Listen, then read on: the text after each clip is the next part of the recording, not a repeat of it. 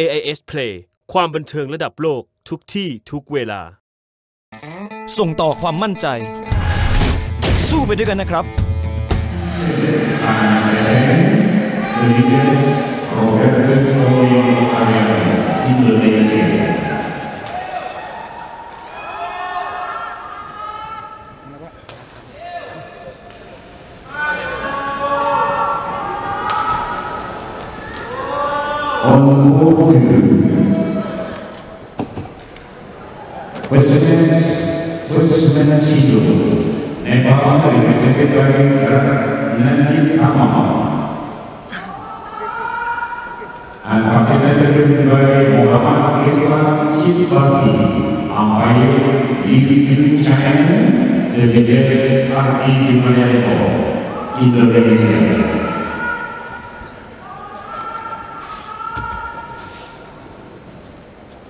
And on court 3, first match, first women's single.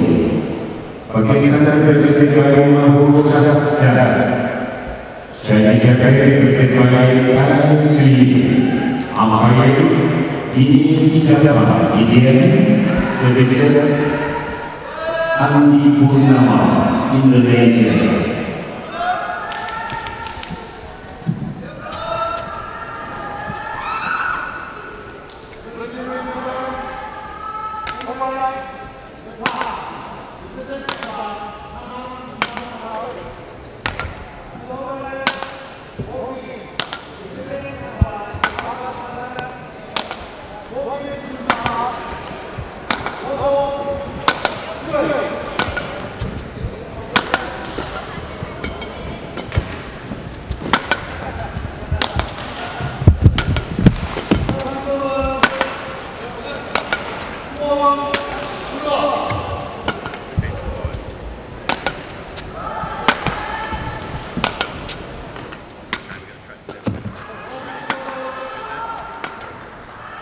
Today he's up against the Malaysian #1, Darren Liu. There's our umpire, Chen Qishen of Chinese Taipei. And his service judge just opposite from Indonesia. So these guys are in the perch controlling this one.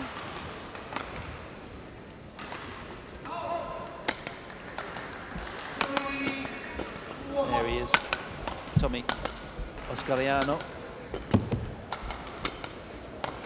Albertus from Indonesia is the service judge, looking through his service device.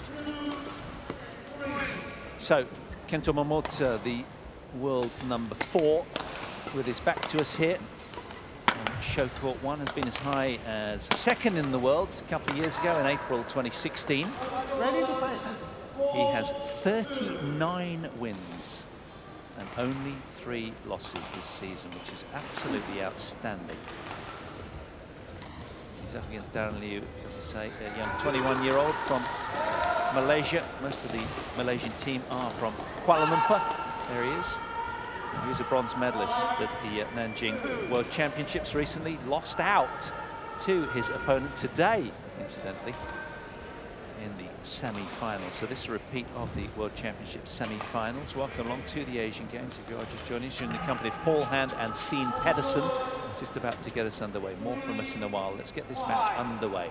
Kento Momota of Team Japan in the men's team event up against Darren Liu of Malaysia.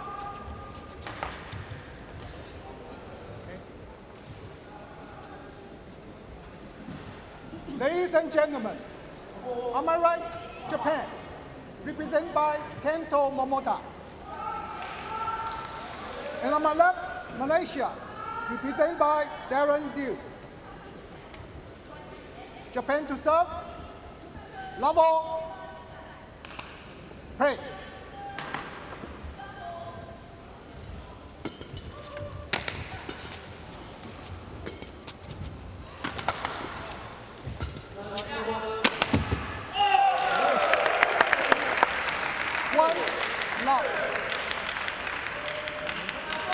Steen, should be an exciting match, this one. Yeah, both yes and no. I think it's going to be interesting to follow the match.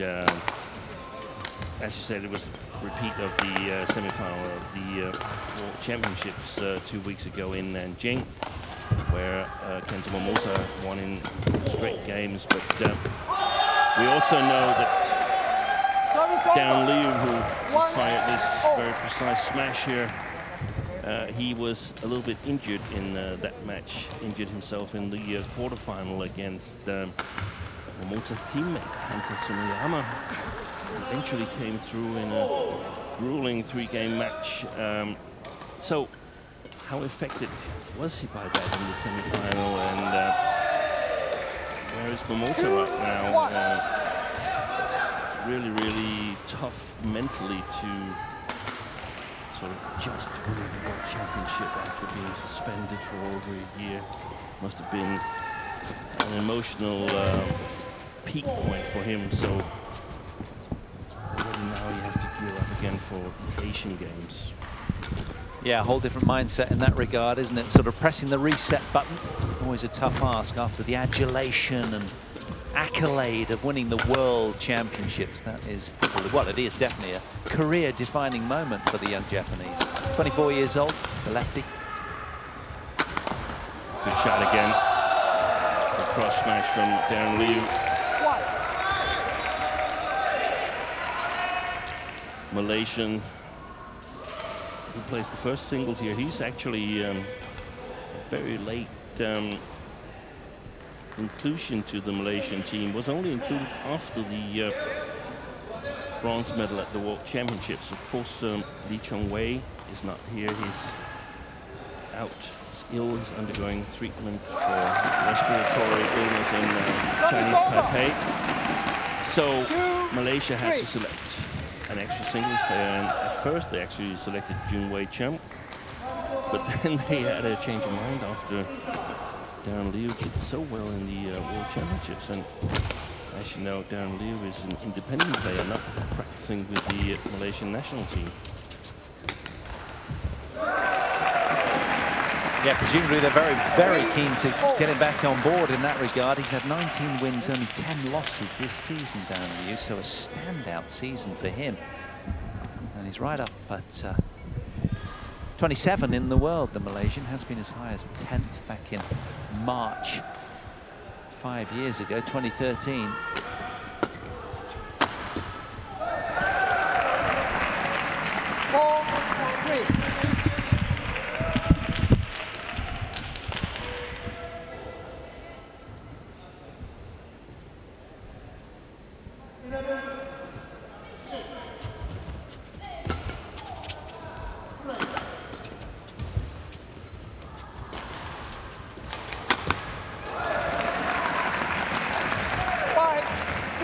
Well, the Malaysian will be considering that one a little bit of an unforced error. They want to flush that one away pretty quickly. So it's Momota that breaks to the front then with a 2-point lead here in game 1 to try and establish a team win. Of course, as we said, first to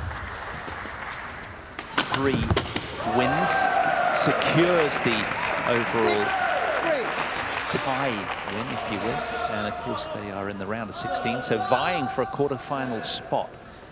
And this is one of the popcorn matches of the day.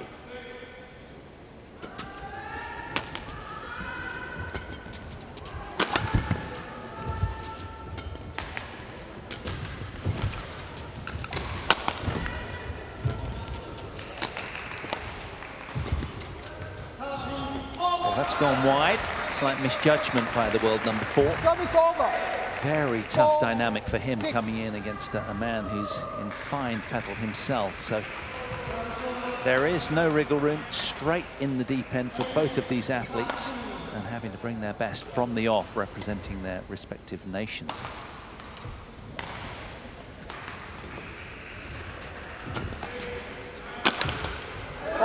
Good smash. Right into the body of Darren Liu. 4. Just got such a nonchalant, relaxed style, Kento Momota. Testament to his rich talent. He's got excellent technical skills, Momota. settled in on court. Won this tournament in this very hall here.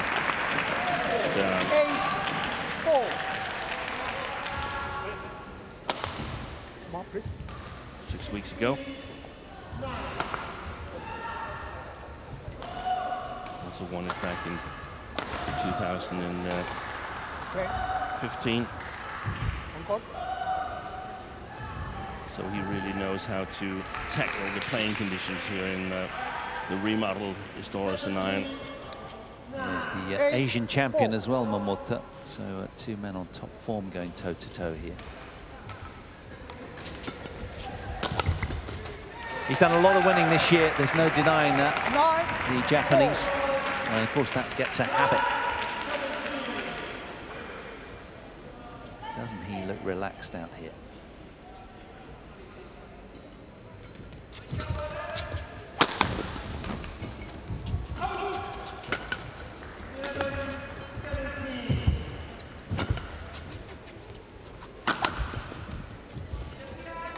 Fantastic touch there at the net by Momota.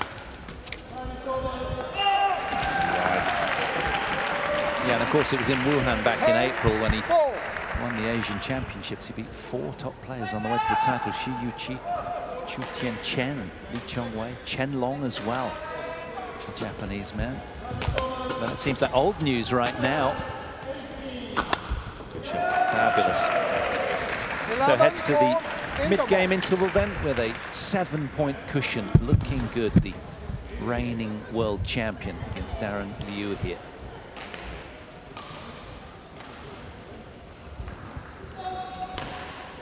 Fine cross smash to secure the point. Looking pretty agile, Steen, from the off.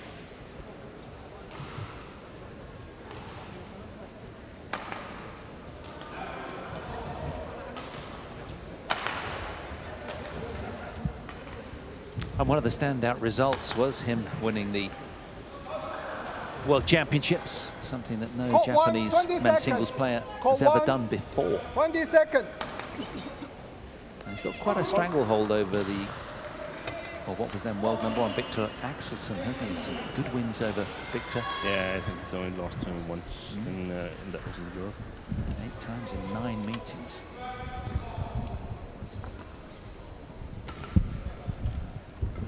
Eleven, 4, play.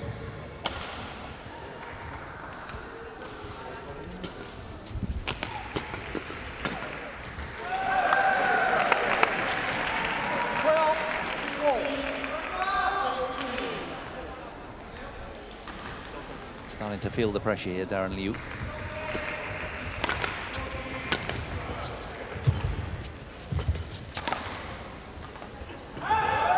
It's a fine shot, bit of a misjudgment there from the Malaysian. It's a bit of redeeming himself for Darren Liu, that World Championship bronze medal. Service He over. was the one who actually 5-13. lost the decisive game Darren. against Takuma Ueda in the 2014 Thomas Cup when Japan surprisingly won the title. Kenta Momota was playing the second singles behind Nichitago back then. Service And, over. one of the interesting things, and that's why I felt from the beginning that perhaps the result of this match isn't that particularly interesting. It's perhaps too much to say, but I'm pretty certain of the result because Kenta Momota, this man here, he's never ever lost a team match at the world stage. Won all his second men's singles at the Thomas Cup campaign in 2014. Was suspended in 2016 when Denmark won the title, and then here in 2018 in Bangkok, won all his first men's singles in the campaign, so Japan lose the final to China and win the silver medals. What a positive record then for this man, who is motoring now. He's got the bit between his teeth, that's for sure. He's really turning the screw here in game 1. Too greedy with that one. 6-16. He's still in a very, very commanding 10-point lead he has.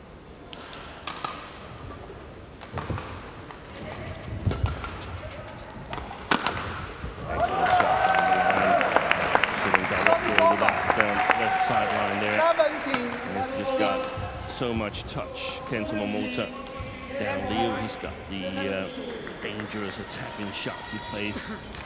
Really sharp.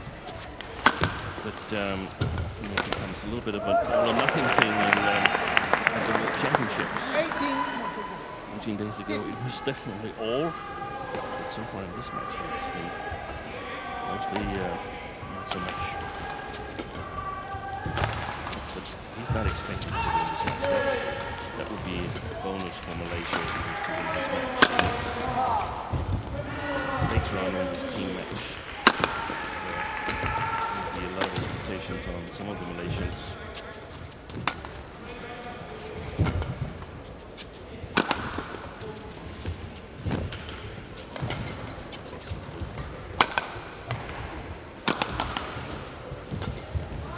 That's gone. Yeah, it's Momota generally with the standout defense despite the all-out assault from the Malaysian. He's been pretty robust in defense as the world number 4 throughout, but negating that aggression of the Malaysian. But I guess it's quite liberating, Steen, your implication there for Darren Liu with nothing to lose here. Well, that's perhaps from my point of view. I think maybe he feels that he's got something to lose because there's nothing more that he would like than give Malaysia a good start. It's just that this is a reality check. This is an opponent who played so well in these windy conditions in Pistorius and Iron. You can see that it seems like there's a bit of a sideways drift going left to right. On this court here, and oh yeah, that's a fantastic shot. First from Momota to put that back at the net, and very nonchalant kill by Darren Liu. He's very alert there.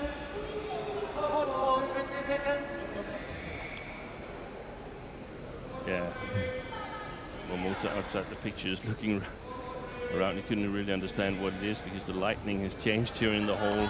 Suddenly all the lights that are not focusing on the court went out. Yeah, a little distraction.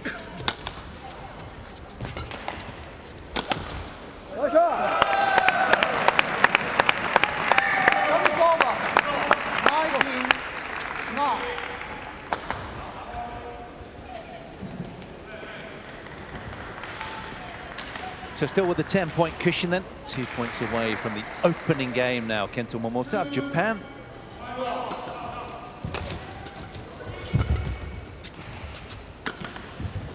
Good shot. But then again, having a 10-point lead, I think maybe Momota will slow down just a little bit.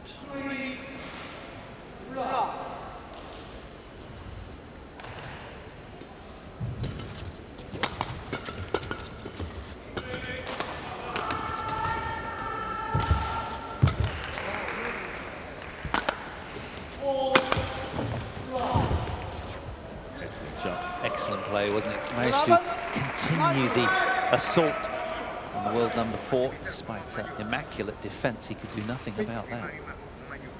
Exceptional point from Darren Liu there. He was just heading for the towel. Umpire will be keen to get the players back on court pretty quickly. Keep the flow of the match. That was a wonderful cross net.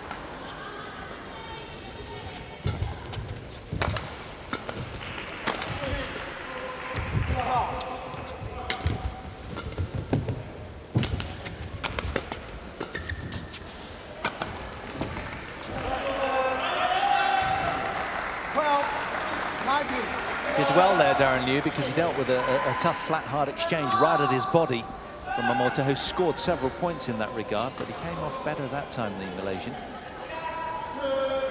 So he's putting together a run of points here at the back end of this opening game. Caught by the sideways drift. You can almost feel it here where we're sitting. You can't feel it because you're shielded by me, but I can feel it on my left cheek.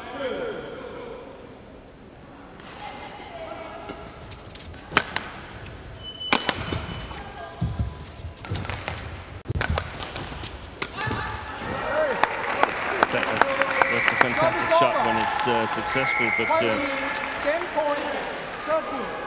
when you're not hitting it accurately, then it's a direct mistake. So 7 game points for Kento Momota, leading the Japanese from the front here.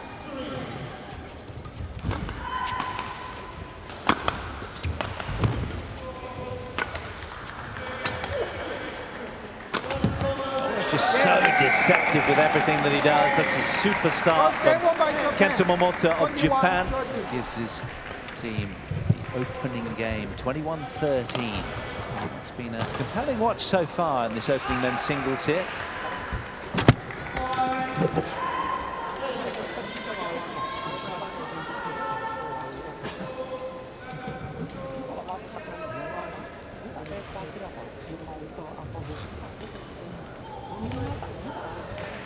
Very solid badminton from the off then. Momota looking dexterous, deceptive, tough to read the whole time, sprightly with his movement. No sort of lag defect through winning the World Championships, and this man who's acquitting himself very, very well on this grand stage here in the home of badminton, the Astoria Stadium. Wonderful arena.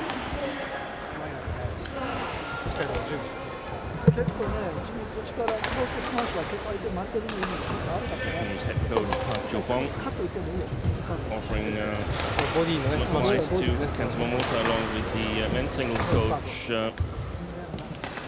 Yusuke Nakanishi, who's the Malaysian team watching. I guess there's an expectancy, isn't there, on the world champion to come through this one. I mean, we say it like it's academic. These guys there in the Japanese team will be sitting just that little bit more comfortable now. They're a young outfit, the Japanese team, throughout, basically. But, well, there's only one of them above 24 years old. It's Takashi Kimura and Diego Sonoda, his doubles partner. They'll be up next, representing Japan in the men's doubles, but for now this is the scoreline. Kento Momota of Japan had secured the opening game of the first match in this race to 3 matches to win the overall tie, or team match if you will. Round of 16, playing for a quarter-final berth. Second game, level. Yeah, normal Thomas Cup format, 3 men's singles, 2 men's doubles. After this match, we have the first men's doubles, then the second men's singles, second men's doubles, and finally third men's singles. And One love. the graphics of the draw, but this is the bottom half of the draw, the third quarter, and that's a dynamite section. This match here between Japan and Malaysia. 4 years ago, it was the final of the Thomas Cup. They're playing the winner of a match played later today, Korea against Thailand. So it's a very, very tough draw. And in the end, that might affect a player like Kento Momota here, because there's no easy matches. Some of the other teams, they've had buys, and even in the second round have a fairly easy match. So they can afford to rest one of their top players, and this tournament goes on for 10 straight days. So the overall wear of Kento Momota could be crucial in the later stages. Yeah, well said. And of course, looming down at the bottom of the Indonesians, the home nation here, as the second seeds beneath that little quarter. The Indonesians, as you so eloquently put, Steen, have received a bye, so they'll be relatively fresh. Anthony Ginting, Jonathan Christie, and his outfit. So as you say, it could have a sort of long, elongated sort of effect, draining the world number 4 here. But what I do love about him, whenever you watch him play, Steen, he's just got that sort of really easy way. He's very free-flowing the way he goes about his business. And you sense that he's kind of quite tireless, frankly.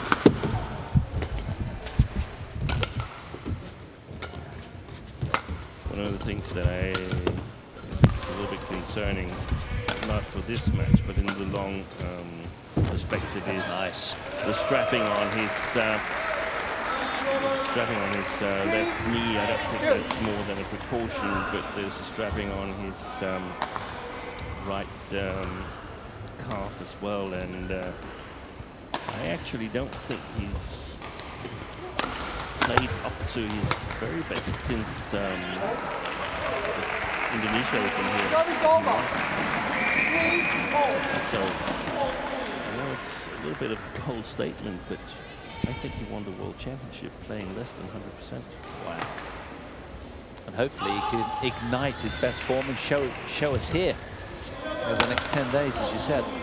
You could see an example there of the slight drift, just tugging the shuttle from left to right. So again, Momota breaks to the front here. A slender lead in game 2.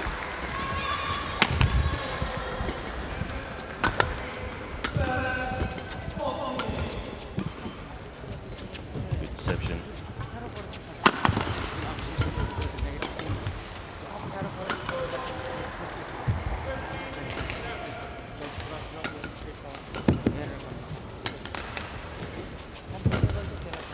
Good rally. Oh, he pushed it long. He was conducting most of that rally, but wasn't able to convert, and I think that he has to ship because he can afford to get left behind by 4 or 5 points here in the beginning of the second game. We see Momota play a lot of downward shots from the back court. There's good lift by down there, and that's exactly my point, that he's playing a lot of downward shots. Definitely some drift alongside the court coming from Kenta Momota towards Darren Liu, and that means that Momota will have a more difficult task of playing precisely, being accurate on Darren Liu's back line. If anyone can do it, it's definitely him. Won the Indonesia Open twice in 2015 and this year. So he's used to playing in these conditions, and he has the skills to do it.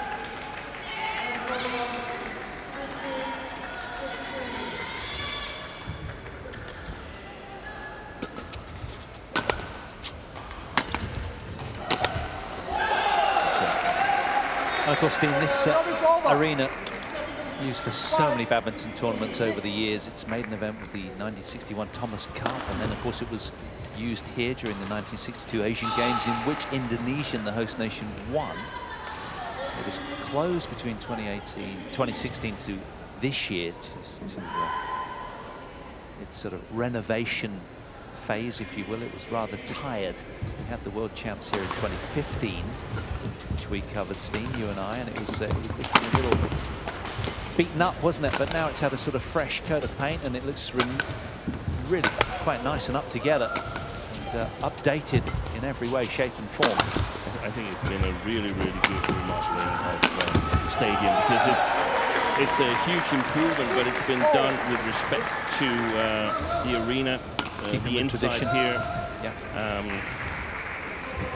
Holds a little less audience than before, 7,200. Yeah. But the surrounding area is much better right now. The whole is close to. One of the differences or the difficulties here is that the drift can be different on all 4 courts, even though they've also remodeled the air conditioning here in the arena. Still is somewhat unpredictable with. We saw that during this year's Indonesia Open.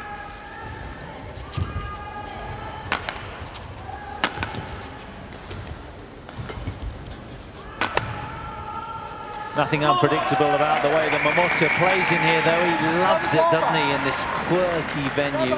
His first post-renovation event was the 2018 Indonesian Masters. Well, as you said, he has such a good record in this venue. That will really buoy the Japanese team as he came out here. But he's been pretty convincing so far.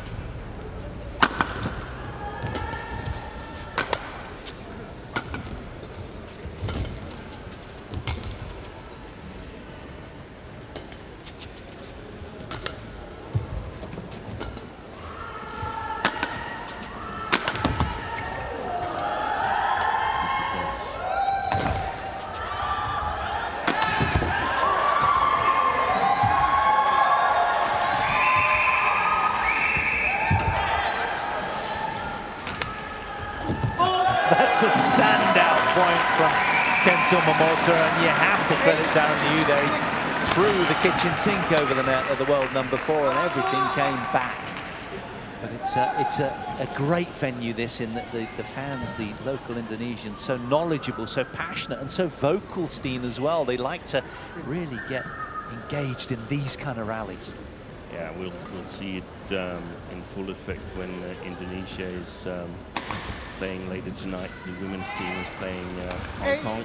As you said, the men's team seeded second, and they have a bye, and I'm sure that they love to play Japan to show that their bronze medal from the Thomas Cup should have been a silver.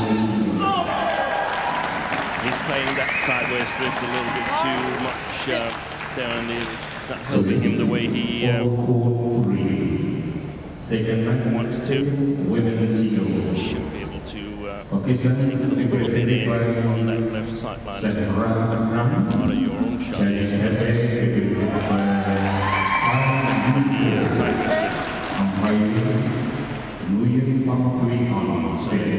much in cruise control. Indonesia. Good reception. Service over. 7, 10. Little flick of the racket head ahead of the shot. Sends Momota in the wrong direction.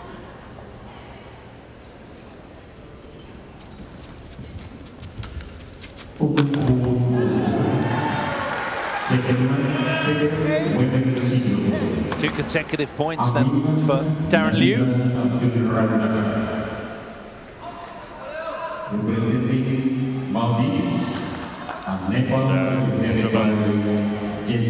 Malaysian men's singles coach, but of course, originally Indonesian won the World Championship in 2001. Beating again, Denmark in the final win. Also got a silver from the Olympics in 2000. Lost to Ji Xinpeng.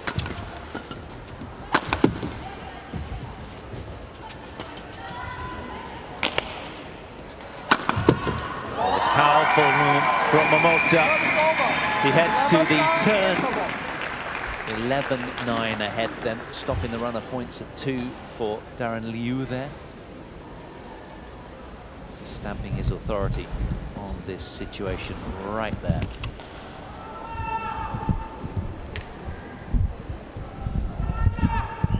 Looked pretty good, pretty fluent, Steen.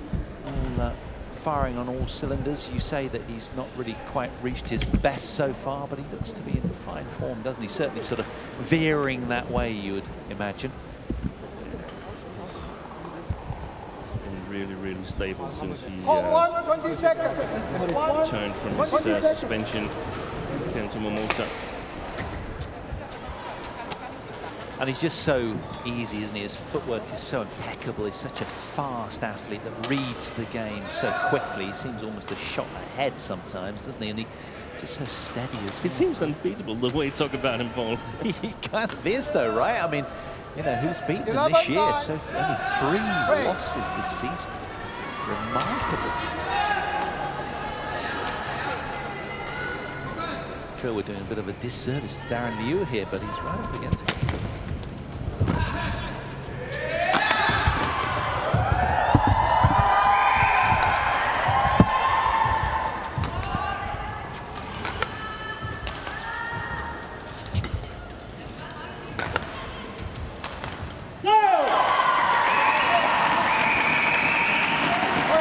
And I guess you just end up pressing, making your shots a little tighter to the net, a little more precise to lines, and gradually the errors come, right? Yeah.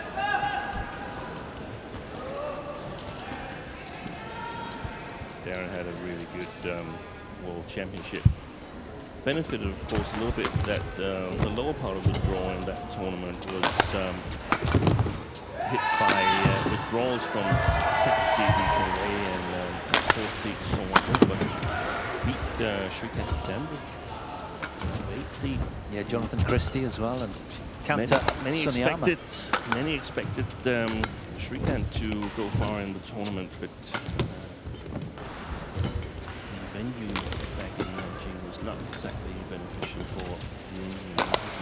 his style of venue, so it's going to be interesting to see what he can do later on in the tournament. You say his style of venue, what, faster, a little bit more responsive, or this venue? This venue here is a drifty venue, and that benefits Sri Lanka Daniels against the attacking player, but the venue is really slow venue, except for the men's singles. Championships won by the first round, really strong.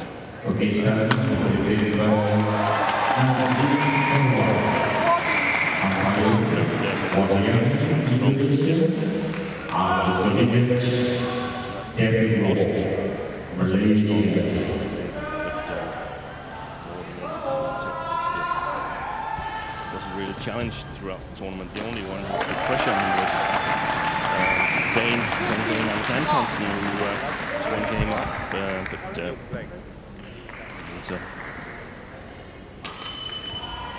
Yeah, he's a real character, isn't he? Very positive, Anders Antonsen. I called his match when he won the Scottish Open, and he just, ripped the microphone off of the presenter and just sort of started talking away. Post-match interview, he was very, very confident. That was the former world champion. That was the presenter back then, Gail Ems. Yes, that's right. From England. Yeah. Anders Antonsen very confident, stating that he was the next one, the next Dane to reach the World Cup. So he's getting there, though, isn't he? Was he top 20 right now? Got a lot of work to do yet. 16 or so in the world, I think, something like that. Anders Antonsen. So Momota with a 6-point cushion here. Darren Liu with work to do. It's a must-win game for the man in the orange shirt.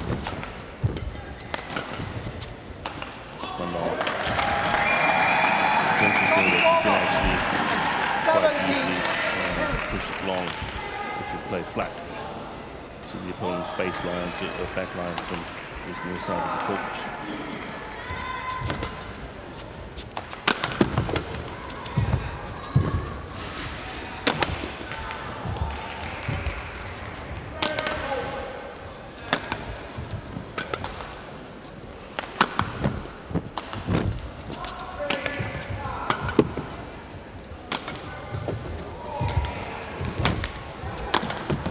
He got a little lucky there, but he threw it all at Momota there, didn't he? A lot of variety, a lot of powerful smashes. In the end, got the luck of the net cord. Momota with a wry smile after that.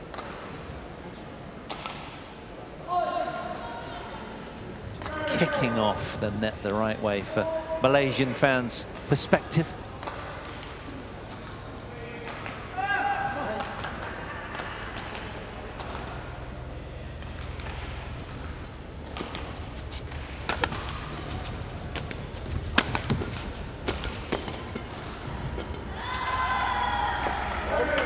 Fine lead from Momota, very drift aware, very perceptive. And now setting sail for home, you sense Momota.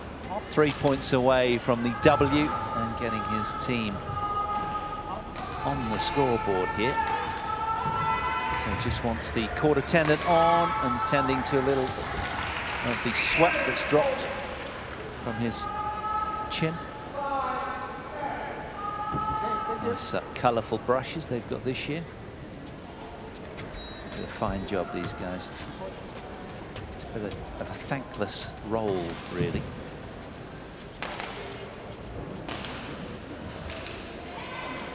Some of the Malaysian women's team. 11. Break. Yeah, it's actually not the women's team because they don't have a women's team in the tournament. Some discussions with the Malaysian Olympic Committee who wouldn't pay for all the female players, especially some of the women's singles. So they wanted Badminton in Malaysia to pay for them going here to Jakarta, and they said no. So they're only playing women's doubles and mixed doubles. So no women's singles players from Malaysia in the team tournament. Women's team tournament. Fine smash here from Darren Liu. Just putting a little extra zing on that one to put it to bed, and he's had to because Momota is imperious in defense as well as attack at the moment. He's a tough man to dent. 12-19.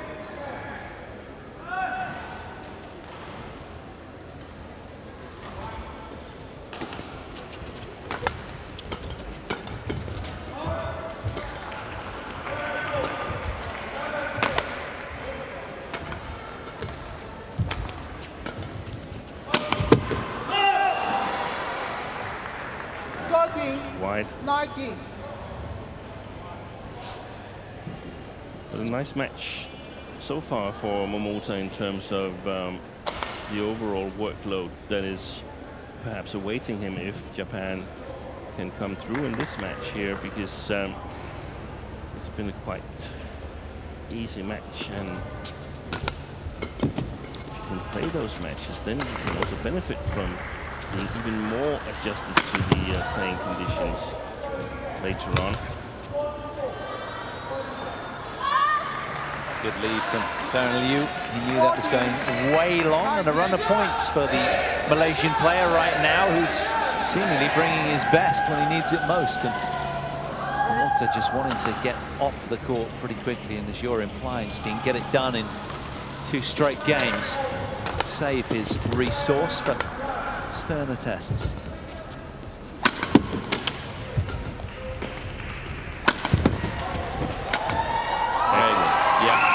Terrific body smash to secure that point. With it, brings up 6 match point opportunities. Kenta Momota of Japan.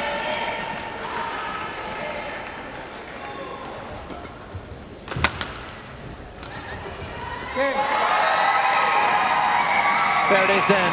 Kenta Momota of Japan, the world number 4, gets Team Japan a win on the board in their race to 3 matches here.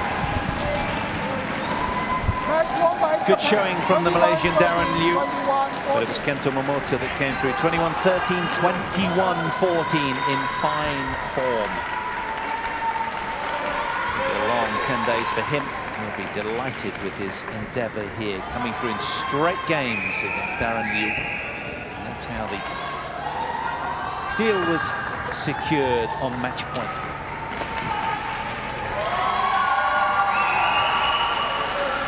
So the match stands at 1-0 then.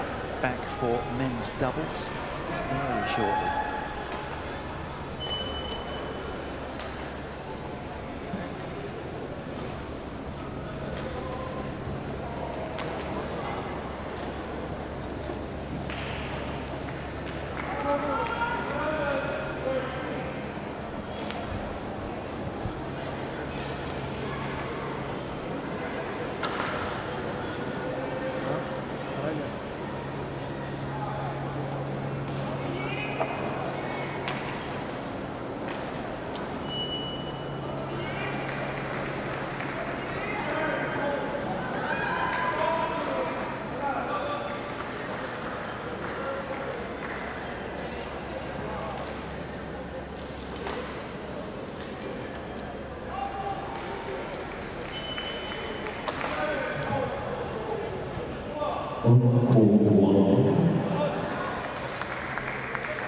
Second match, first match double.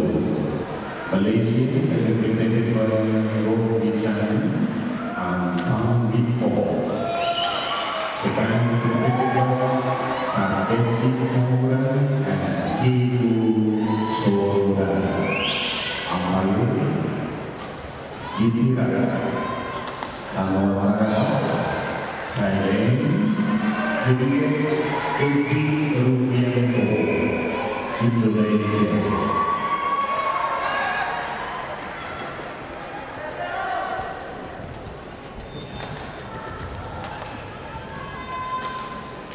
So on to our second match then. Malaysia against Japan. Japan the 3rd seeds here. And this is Takeshi Kimura and Kiego Sonoda, 2 28-year-olds from Japan, up against Govishem and Rick Tan Wee Kyong of Malaysia. Malaysians ranked 11th in the world have been world number ones 18 months or so ago in March 2017. Lost in the round of 16 at the World Championships to Liu. With the Malaysians there in orange, just sorting out who's going to which end. And of course it was Liu that went on to win the World Championships men's doubles a couple of weeks ago in Nanjing. These guys here will have their work cut out because Takeshi Kimura and Kyogo Sonoda, world rank 3 at the moment, have been as high as 2 in the world. Back at the same time that these guys that in orange were world number 1s. They were runners-up in the World Championship, the duo in white from Japan, and they're great to watch, as are all 4 players. It's going to be a real exciting, rat-a-tat, fast, rapid-fire exchange, this one, that's for sure, right, Steen? Well, did you say so? Very entertaining. Thai umpire, can you cheer for this one? It's, Eddie Ruffianto, the service judge, at the side of the net. No, it's always a treat watching these sort of caliber of athletes ply their trade on the doubles court. Yeah. Kimura played a really good World Championship. Beat the overall favourites from Indonesia, Kevin Sanjay Gideon in the quarterfinal in a really good match. And of course the Malaysians, they could say that they could just as easily have ended up as world champions. They lost by 2 points in the decisive game to Liu and are of course the Olympic silver medalists. So there are possibilities as well. Here's the lineup, team match, as you can see. Here, second men's semi from Malaysia against Kentani Shimoto is up next. And that's a match that we know that we're going to see. No team could have won by then, but as you said, the match stops once one of the teams reaches 3 individual victories.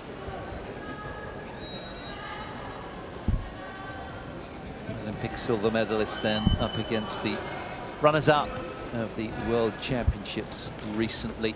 The team in white who have 25 wins, only 9 losses this year. Kimura and Sonoda, the fireworks from Japan, up against the Malaysians. And the Japanese, well, 2 runner-ups showing this year.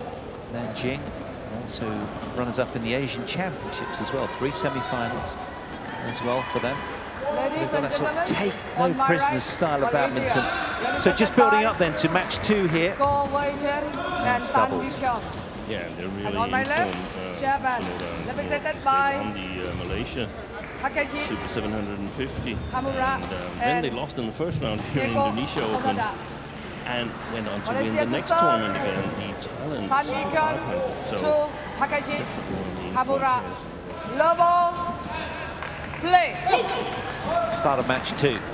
Malaysians to get us underway.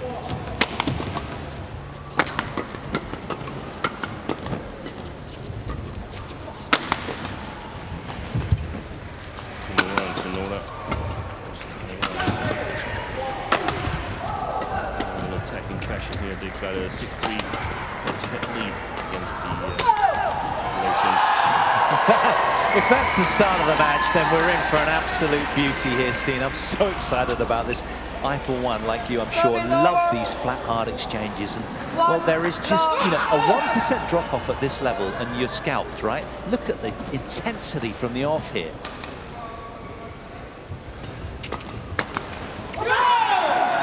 The energy that both teams bring. The blur of white from these 2. This guy is on, well, I think he's sponsored by Red Bull, isn't he, with all the energy that he brings to the court. Standing.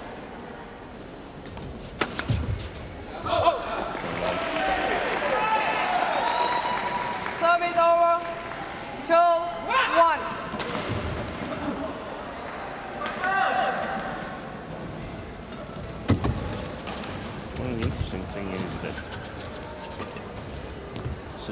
Kimura, they played a Thomas Cup campaign that was not really good. In fact, it was so bad that head coach Park Jabong decided to split them ahead of the final against China, so that Takeshi Kimura was benched in order to make way for the combination of Keiko Sonoda and Yuta Watanabe in the second round starts in the final. They lost to the now world champions, the Hui and Liu Chen, but put a lot of pressure on the tall Chinese men's doubles back then.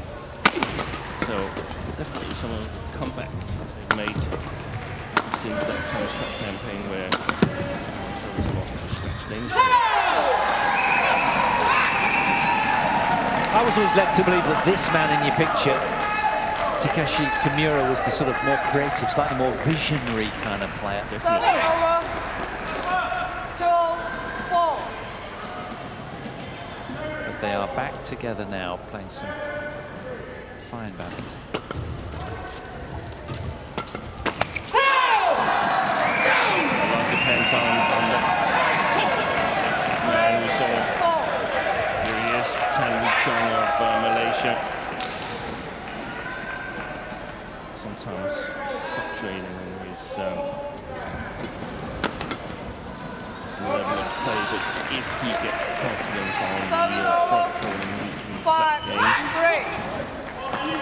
Malaysians can be really, really lethal. We saw that in Rio 2016, where they had 2 match points to win the title. But faced a lot of difficulties since then to Malaysians. To see that Tariq is playing with a rebound in 2017, which eventually led to split them. And then before this time,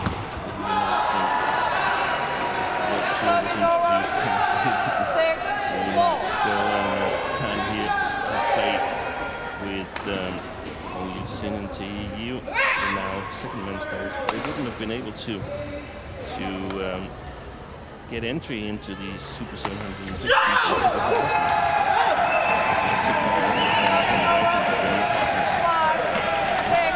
So slender advantage there for the Malaysians in this battle of the former world #1s. Men's doubles.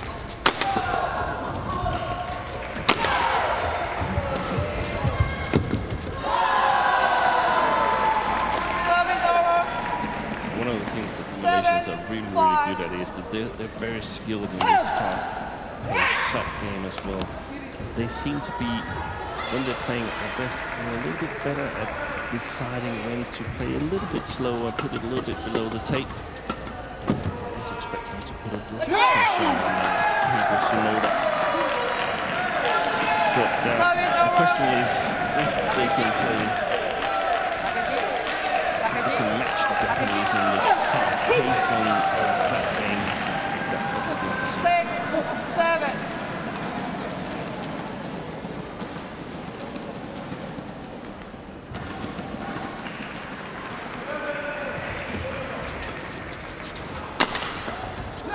And that's really interesting, Steen. You were saying tactically there, because you sense that Kimura and Sonoda are just sort of unparalleled with their speed that they play at in the flat hard exchanges. And as you say, obviously tactically, to kind of counteract that, you have to change it up, right? Yeah, I don't think they're unmatched, but in this match, I think they can play faster than the Malaysians.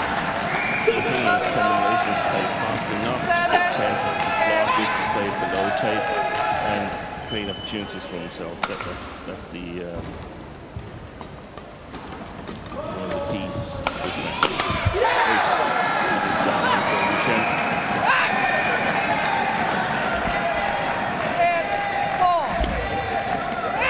Deadlock early stages, game 1. In match 2 out here, Japan with the 1-0 lead in the overall tie race. To 3 matches, of course, secures the overall match win. And with it, a berth in the quarterfinals. Play there from Tan Wukong. Going all across, and also across the body of Keiko Sonoda.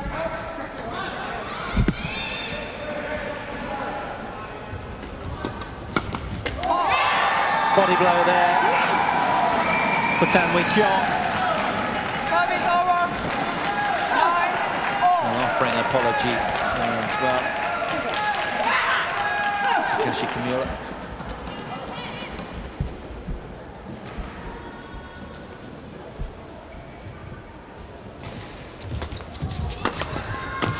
Excellent play. That's the formula for the Malaysian. Service over. 10-9. Get it below tight.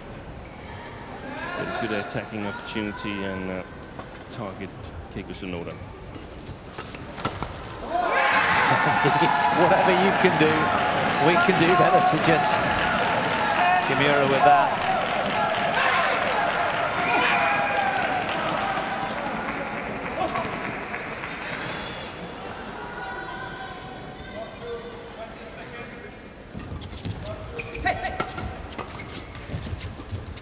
It's gone, and it's the Japanese of Kimura and Tsunoda who head to the mid-game interval with a slender 1-point advantage. Well, they'll take that.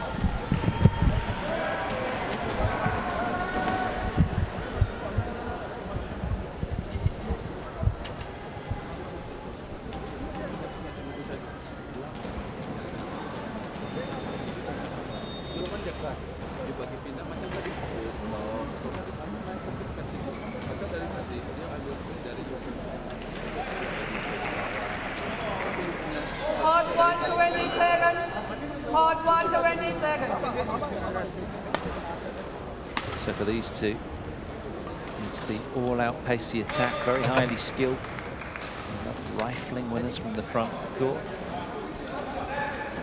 Quick fire exchanges, putting away their smash advantages. That's what it's all about, men's doubles.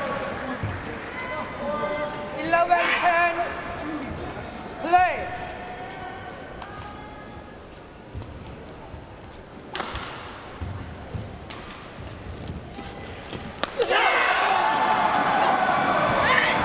It's that in-your-face kind of style from these two that often weighs heavy on opponents' shoulders.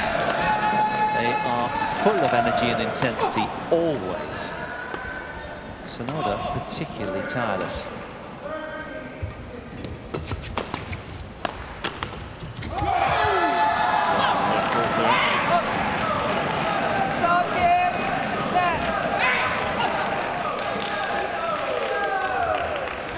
Eight world ranking spots between them currently.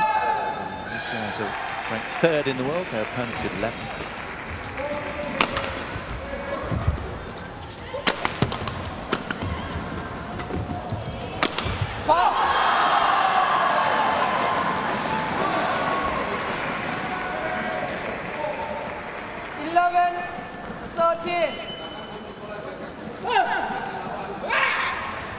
Body blows all around out here. Such is the pace that these guys are playing at. It's really quite something. Look at that.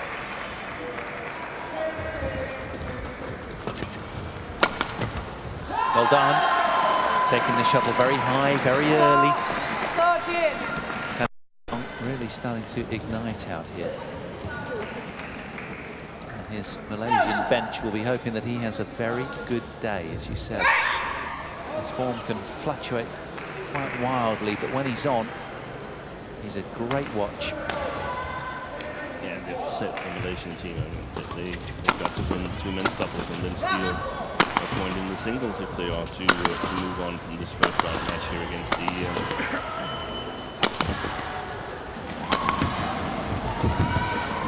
Japanese team. Excellent.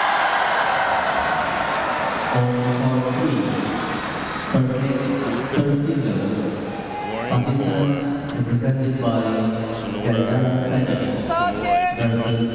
penetrate the Malaysian defense from this far side. It's a little bit more difficult when they change ends. India.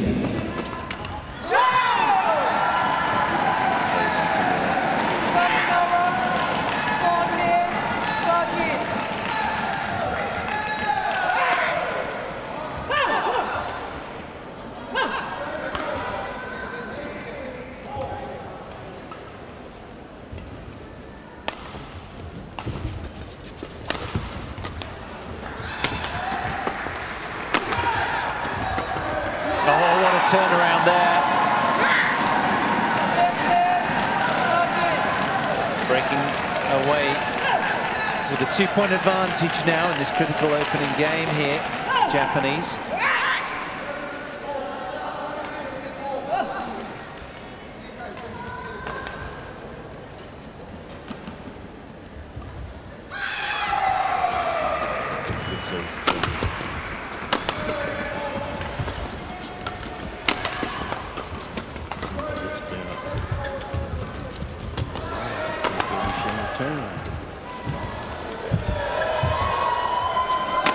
Oh, super conclusion to another great rally from Govisham there. Service over.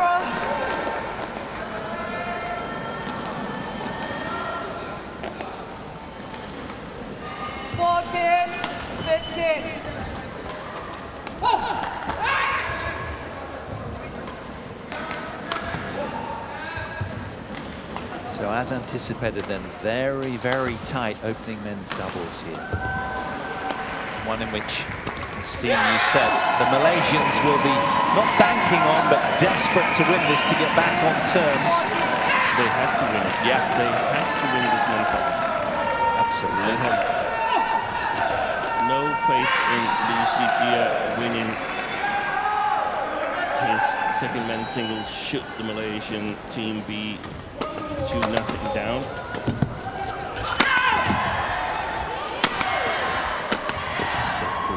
I don't have any faith in it. Well, rankings suggest that, don't they? Lee is ranked 53 in the world. His opponent Nishimoto 10 off a career high, so it's always going to be a very tough ask. So I'm with you there. That makes sense. Yeah, but then again, I mean, we should be careful putting too much into the rankings because it's a team tournament, and Lee CG has actually played his best matches this year in the team tournament. But let's get back to that when we see that. Yeah. We're getting ahead of ourselves, aren't we? Service over. 15-17. It's all very subtle, Steen, isn't it, in men's doubles? Yeah.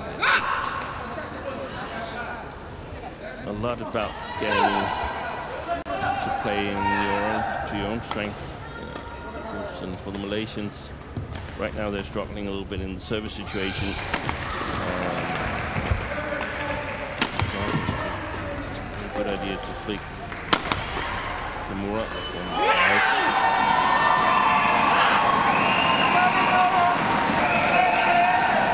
A little too greedy down the line there. Tan Wee Kyong. Fans armed with inflatable clappers enjoying themselves here. This arena is starting to get busier and busier. Only day one, of course, of a 10-day event.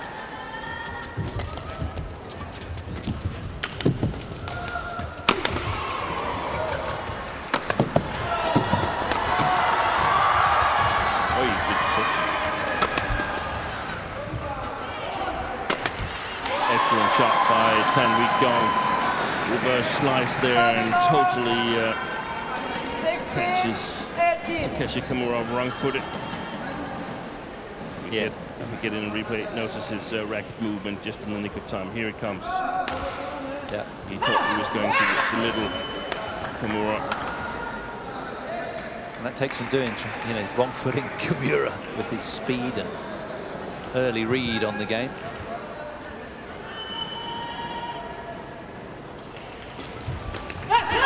Outstanding return taken so early from Keigo Sonoda. Pats him all over that. And that's been the key to the Japanese lead. They've been doing really well in the service returns.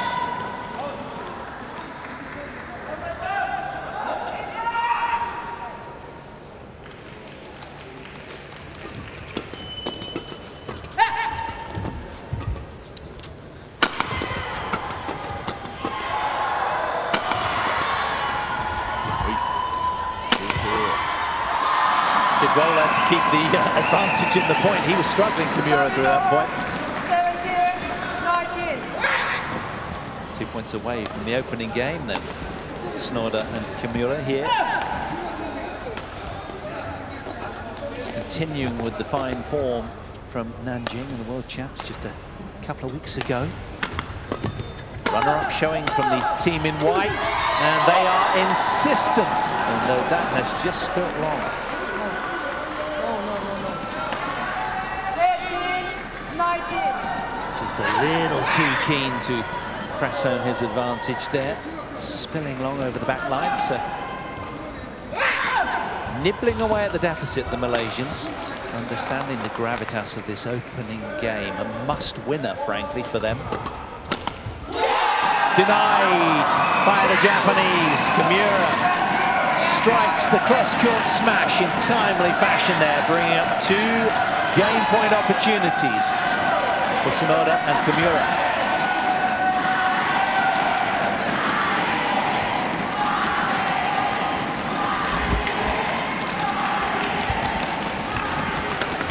Good shot again, same shot. Well, the men in white, Kimura and Sonoda, secure the opening game, then 21 points to 18. And they're delighted with their industry and endeavour, as are their team. A very young team it is at that. 21-18, Sonoda, Kimura lead this men's doubles.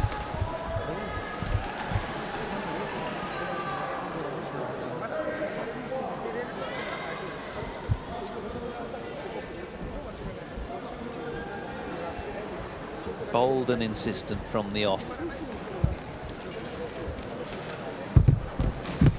Getting rewarded from all of their front foot work.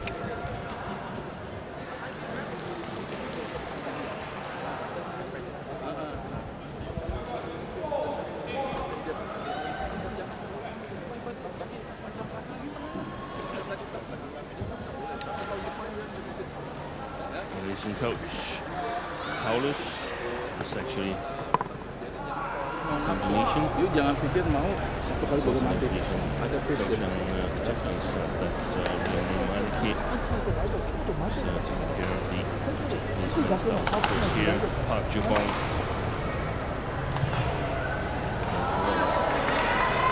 Best doubles players in his heydays, perhaps the best ever. Go into that discussion, who's the best ever. There's so many good players. Just was extremely dominant when he was at his best. Won the Olympic gold in Court 1 to 20 seconds. 1992 when Court 1 to Pattinson 20 was first seconds. on the Olympic tournament in Barcelona. Together with Moon Soo Kim.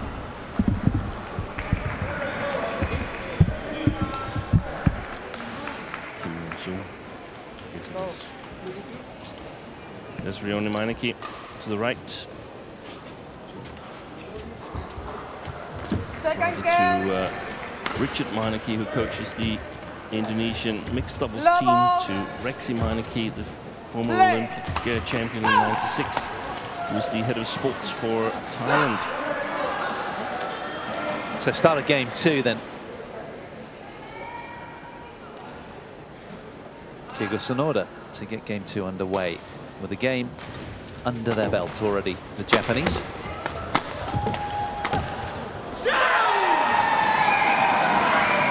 Just a long 10-week going on, and he's not really found his form the way I would expect it in the first game here. A lot depends on him. Gobi Shem very steady in his game. Seems like Japanese players are playing a little bit too fast. I think it was the right service return, but you must get it a little bit away from the body of the 2 Japanese players. Cannot afford to push because they will play back flat. So it's about choosing when to play fast, flat game for the Malaysians. If they do it at the wrong time, they will get punished. Steen, question for you. How much time do these kind of high-level men's doubles players practice on their return of serve? Is it something, the set plays, that they'd be ritualistic about? A certain amount of their practice would be very much right, pouncing on that early return? Yes. Right. They would, I mean, it's difficult to say exactly how much time, but it could easily be an hour a day or so. Wow. that much. And given that they're so, quick to jump on it as early as they can to get the upper hand, I thought we might see a few more flick serves to kind of counter that. But they're obviously very quick to recover and get back to that kind of situation as well, right? Seen very little flick serve so far. Service over. 1-4. Yeah, it's really surprising because we've actually seen some very flat flickers since the introduction of the experimental service rule, where the shot has to be hit below the height of 115 centimeters. Definitely see that when we see China in action. They've sort of been ahead of the other nations in terms of developing the flat flicker.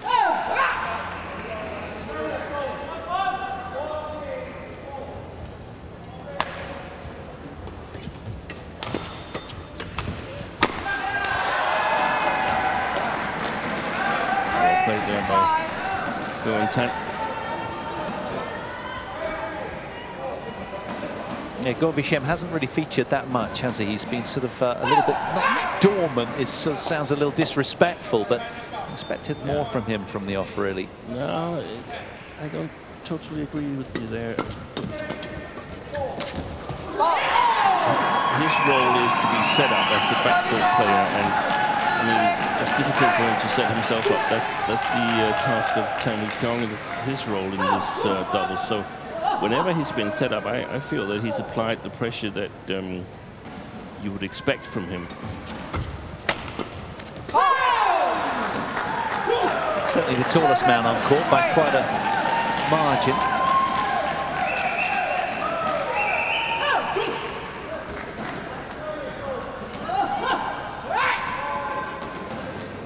Good communication between the Malaysians. Can they turn this around?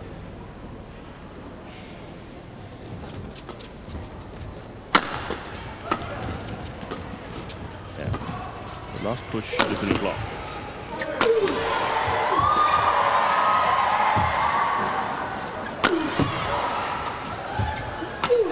Excellent play. Outstanding turnaround there from Team Japan. Spread the court nicely with the cross angle there.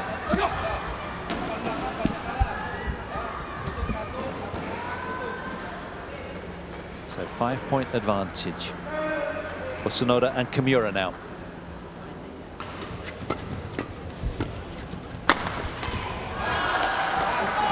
Service over. 4-8.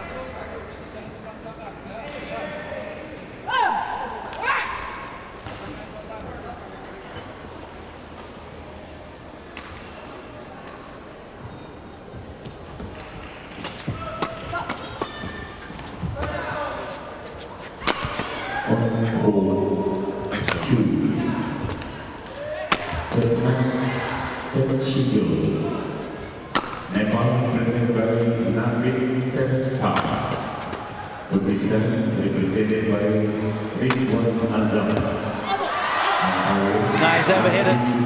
Oh, that'll irritate them, having done so well. They engineered the point beautifully, and a little bit of a grimace after that point from Tan Wei-Kyung. I felt that he might have touched one of the Japanese players' shirt. I think he did.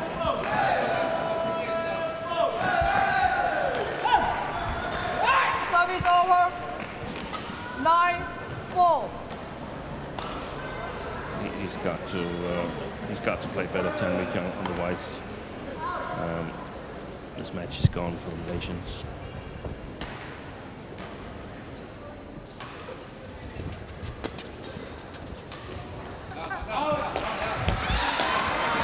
Service over.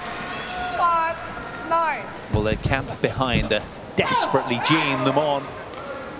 But it's still these two that keep the upper hand here. Just keeping the Malaysian opposition at arm's length very, very effectively so far. Negating their attacks so well.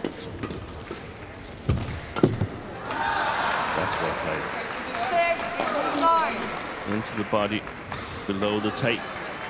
So the return would always go upwards if it was fast-paced from Keiko Sonoda.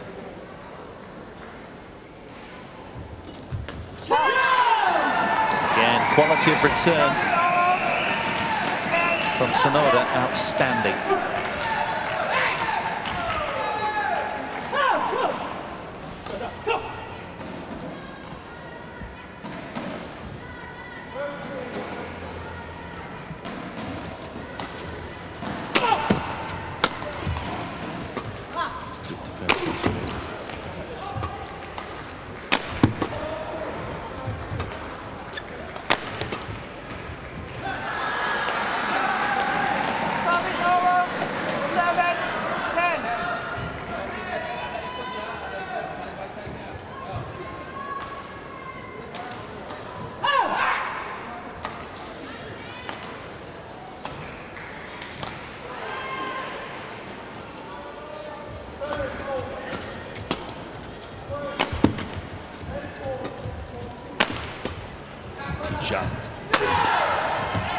Yeah, the cross block off the forehand from Gulbishem there was really quite something.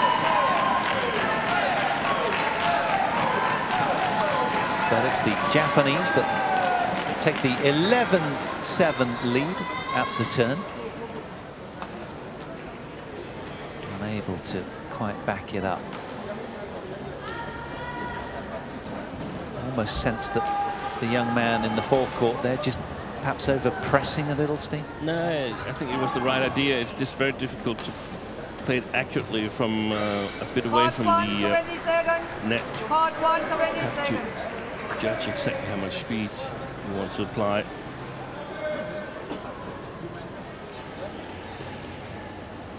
Look at these two, just a bundle of energy, aren't they? Between them, and he's the lesser energized of the two normally.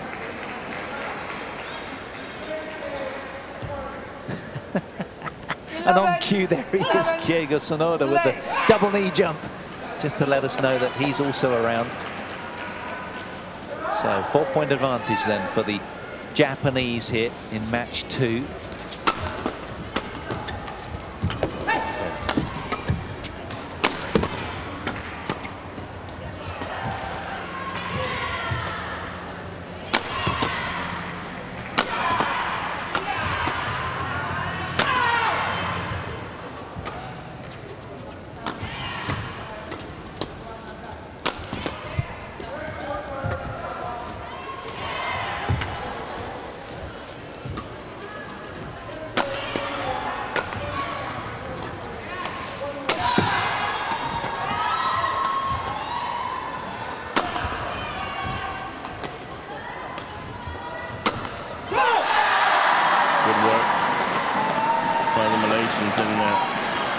That they started out in the defense in this rally, eventually turned it around.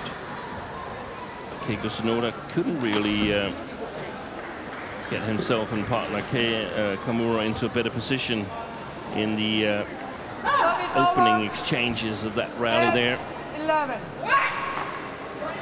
That's something coach and perhaps see if that was a feasible way to go.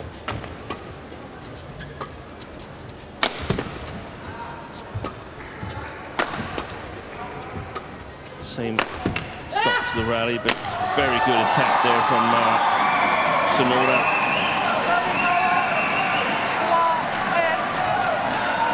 It's just been a firework as always, hasn't he? You just light him up and he explodes all over the court.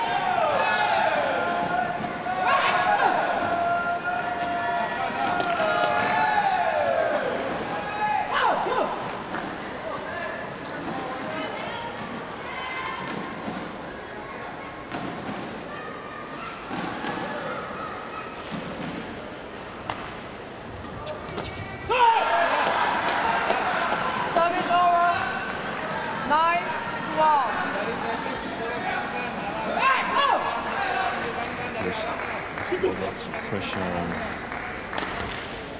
Bill 110, so maybe they And that, I guess, is why you don't flick serve. Kimura so quick to get back to that and gain the upper hand. That was quite something, the athleticism of the Japanese. Yeah, but one of the ideas could be to flick a little bit higher to give him more time and to give yourself more time to get in a better position. I'm wondering if the Malaysians are loosening up a little bit at some point. How they would be affected, and the Japanese would be affected if they were to come back here and give themselves a lead here in the second game. I think they could just get on a roll, perhaps. Nepal presented by Rasim Mahayam.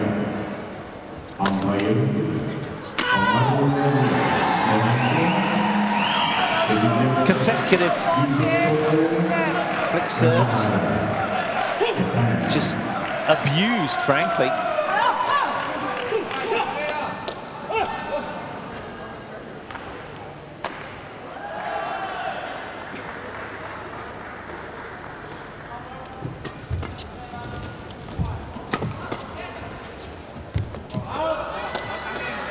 Good lead from Go.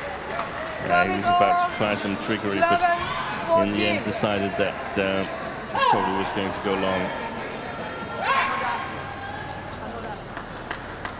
So still a 3-point advantage then for Kimura and Sonoda, runners-up at the World Championships just a couple of weeks ago. Keeping their momentum nicely. They are buoyed by that 4-point lead right now. Ladies and gentlemen, the final result of 4-3 between Pakistan and Chinese Taipei women's team, won by Chinese Taipei 3-0.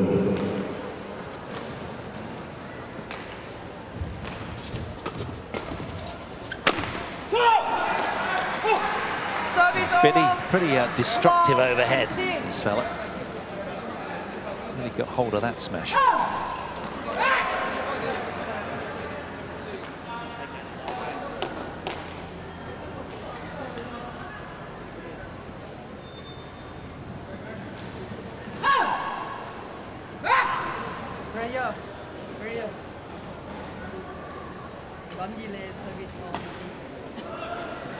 Umpire just suggesting, come on, gents, speed it up, please.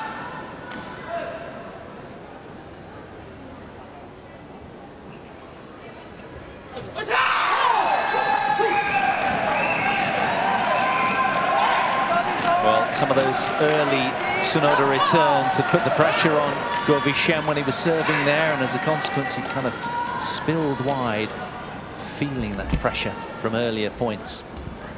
He sensed.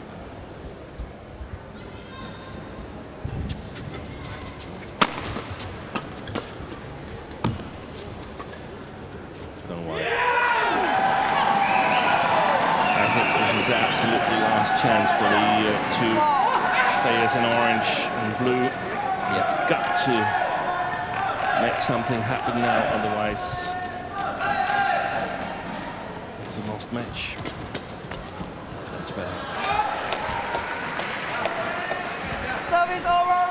Yeah, because you sense the Japanese with that sort of whiff of victory in their nostrils. They're getting very close, just 4 points away now.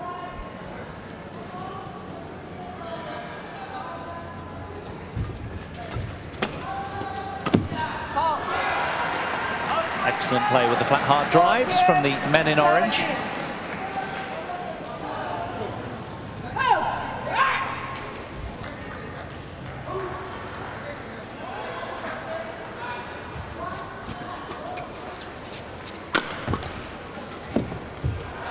A little greedy with the change up there from Sonoda. So a 4-point lead becomes a 2-point lead, and you sense a little bit more fluency in this second game from the Malaysians. Yeah, I think it actually was 17-12, so pretty good point. Oh, that's a big miss. There's the quality on the flick serve that got Sonoda a little bit out of balance, so some chances could have occurred on the third shot.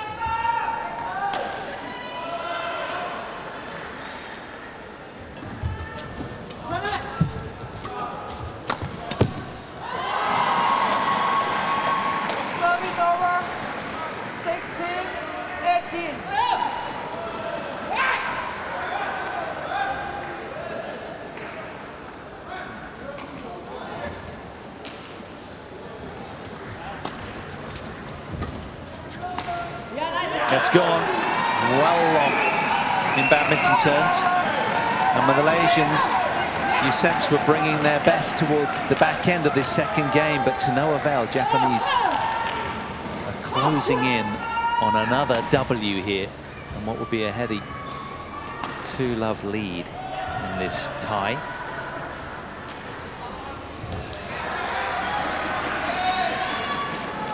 Service over. 17-19.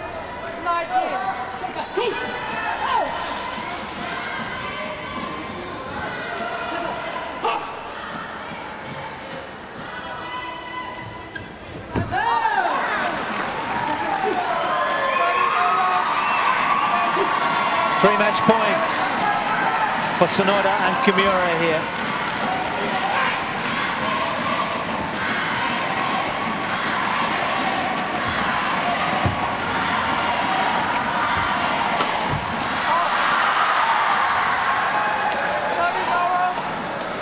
One saved. Malaysians have been urged by their association to bring home the gold. Not in a team event, but it would be nice, of course, in a team event, but in the men's doubles tournament. So it's, of course, still possible for the to find home the two Malaysians. Takashi Kimura and Kyogo Sonoda of Japan win the opening men's doubles here.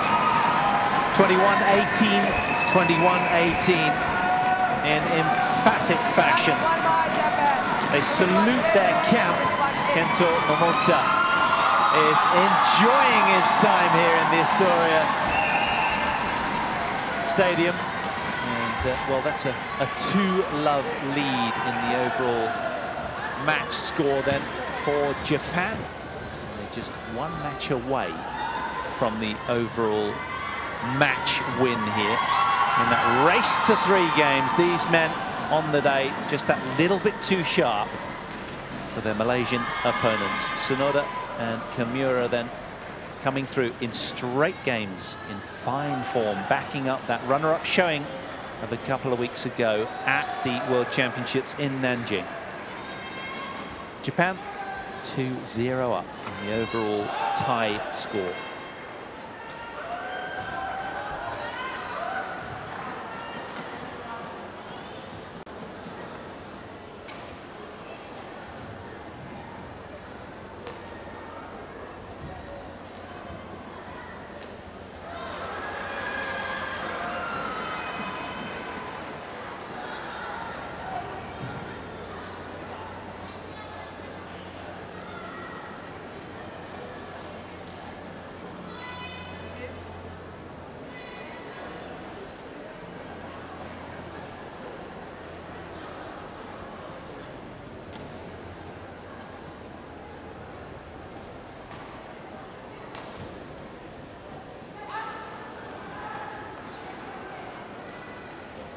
On court 1, third leg, second single, Malaysia represented by Lee Zijia versus Japan represented by Kenta Nishimoto. Umpire Omi Osariano, Indonesia, Sergeant Chen Jinsen, Chinese Taipei.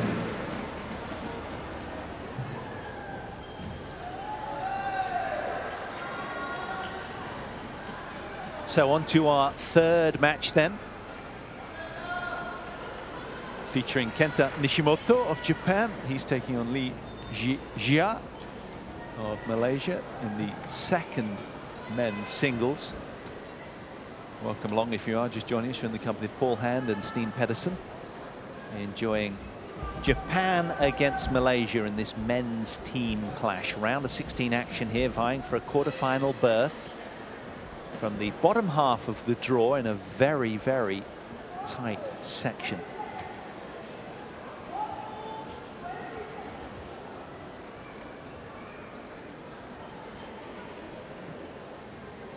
So this man here made the round of 16 of the World Championships, did Kento Nishimoto. Runner-up in Kuala Lumpur, the Malaysian Open. He's world ranked 10th, the man with his back to us in white, playing off a career high ranking. He's 5'11", the 23-year-old from Japan. And he's had 18 wins, only 11 losses this year.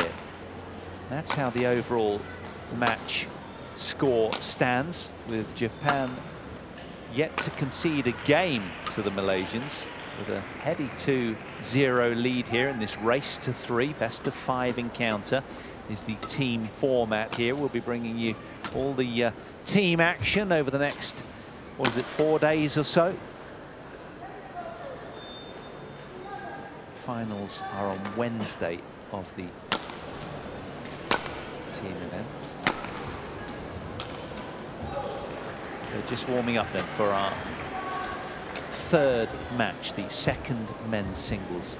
Lee Jia from Kuala Lumpur, as are all of the Malaysian team.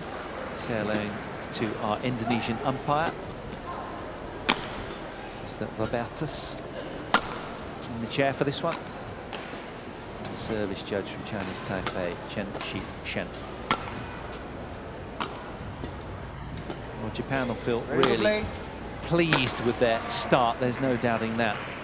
Raced out to this 2-love lead, and all the pressure on the orange-shirted youngster, just 20 years old, from Kuala Lumpur. He's had 9 wins, 8 losses this year, has Lee. There he is.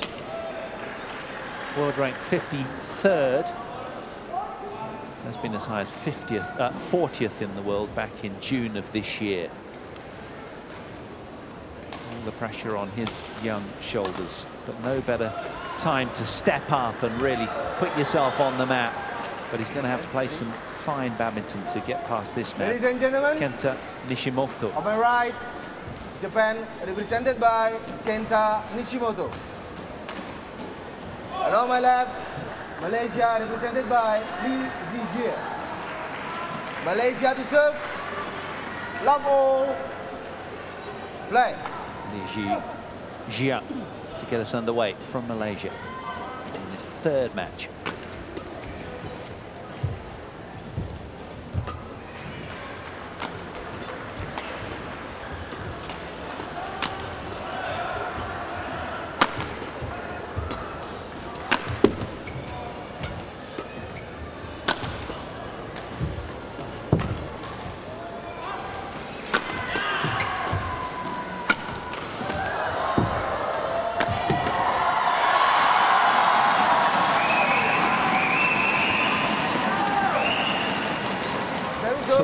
Started.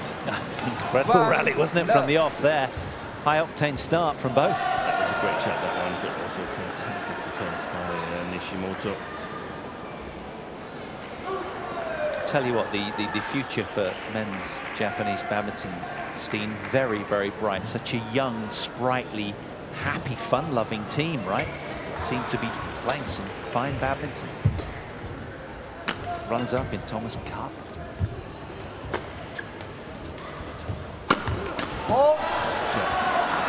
Yeah, Nishimoto here Service over.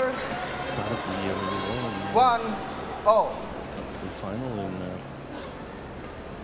Malaysian Masters, one of that to Victor Axis, and that's best result of the year, and also played a very nice Thomas Cup campaign with victories over Wei and Witzing, who's lost the second men's finals in the team final against China, playing Xiu Qi, but I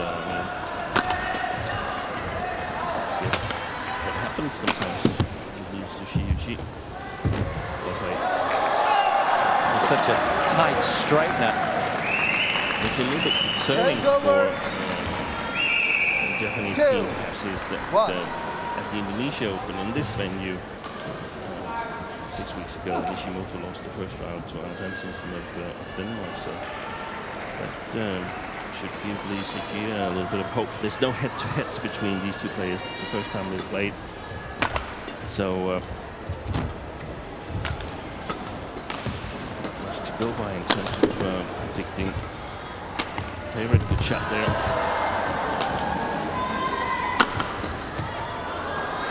Did well there, keeping the pressure on, did Lee. Fine point. could say what connects them is that they both beat Hans Christian Witting, who's at the Thomas Cup this year. ECG with a great comeback in the second game after winning the first against the Dane behind 6-16. Wow, came back to win it.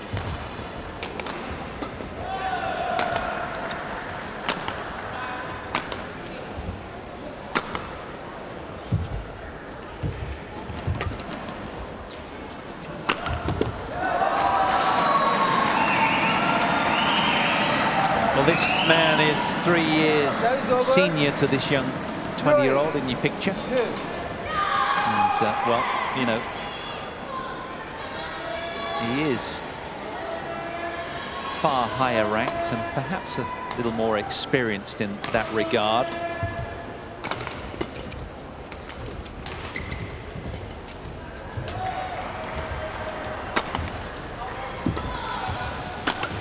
Well done. Deadly accurate smash. Pierced straight down onto the line. 4-2. Breaks to a 2-point advantage, does Kenta Nishimoto.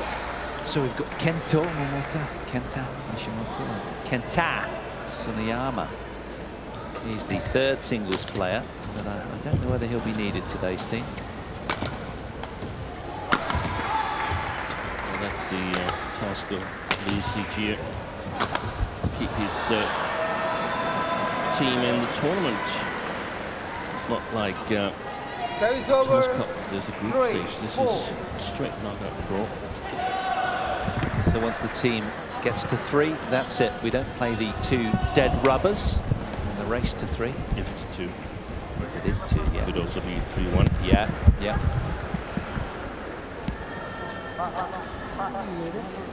Just touching the deck there, wanting the quarter tendon on to get rid of any sweat. Early doors here in this third match, the overall tie. Well, they'll be sitting a little bit more comfortably now, buoyed by that 2-0 lead. Can this man in white, returning serve, bring it home for the men's Japanese team? Found the line there again. Very accurate with that one. Perhaps going slightly against the subtle left to right drift.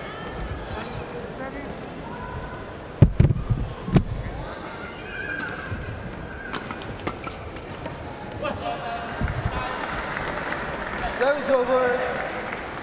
4-5.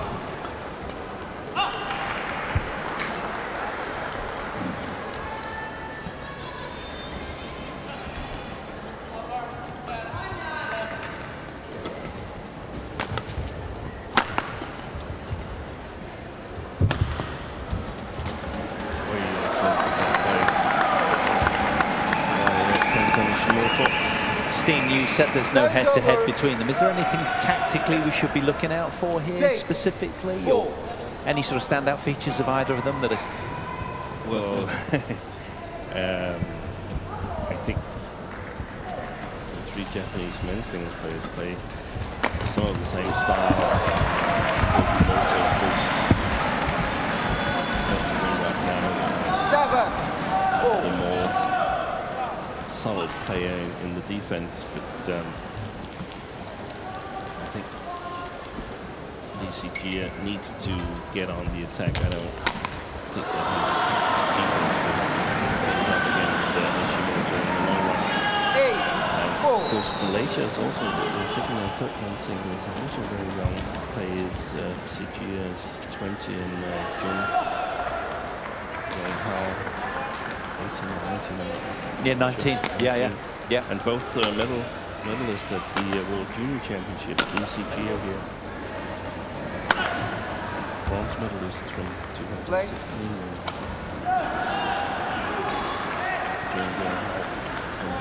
Last year, silver medalist.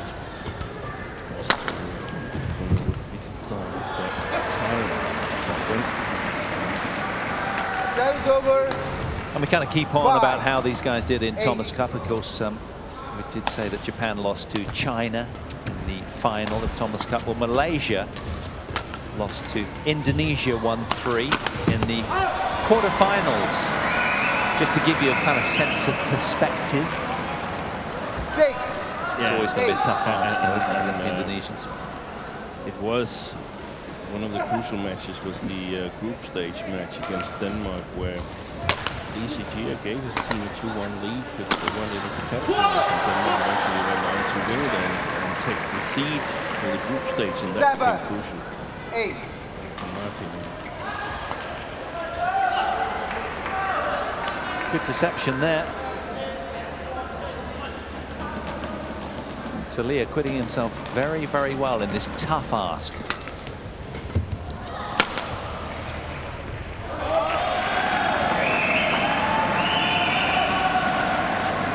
Service over. 9-7.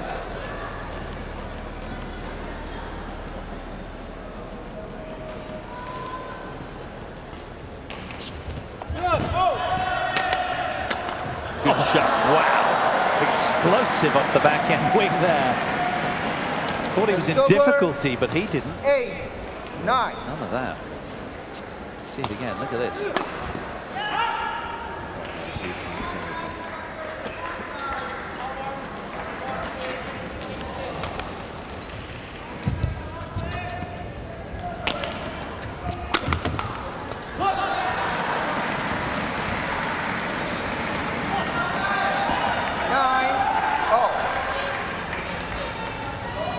So deadlock on the scoreboard, opening game here in this tight opening exchanges of match 3.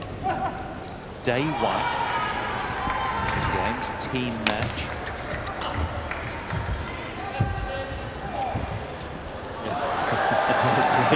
Both players were eager to get to the backcourt there. Service over. 10. Nishimoto was able to adjust.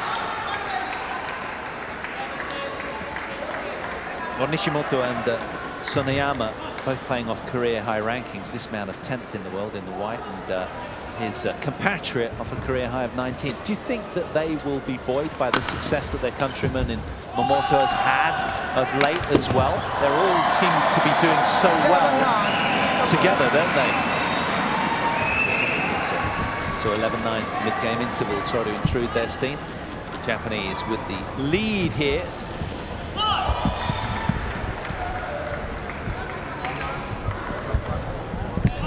I guess they spend so much time practicing together in the slender amount of downtime that these athletes have between this massive tournament schedule that they all have. They're always kept so busy traveling, playing so much tournament match play, but presumably they'll be practicing amongst themselves a little at venues on arrival. Of course, they're practicing when traveling. Go 1, 20 seconds. I'm sure if they play in the same team that but definitely it will rub off that you have a world champion in your country, who's Miss Sidek. Yeah, that belief has to permeate through, doesn't it? Yeah, it always gives you some belief that what the coaches are doing is right, and they know what they're talking about. Inspiration.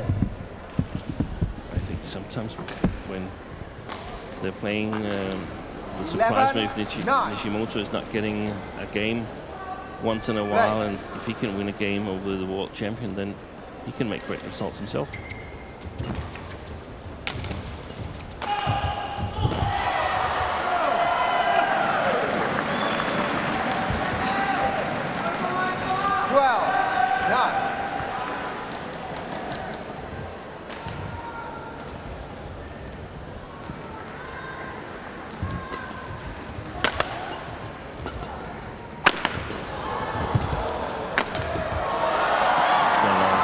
Overpressed with that one.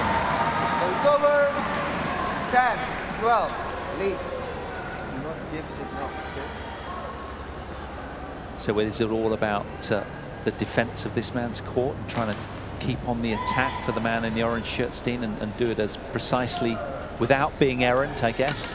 Yeah, he's got a little bit of a tough task here because he can't play the backline of his opponent with a lot of confidence. definitely some kind of drift, so he will play mostly to the front court. Excellent. It's a really good rally. Fantastic net game. Kenta Nishimoto. He's been standout in that regard. Some exceptionally tight net shots. Look at this. Okay. Touches top of the tape. Masterful from Nishimoto. From a quite low position at the net as well. So not easy to get that shot right.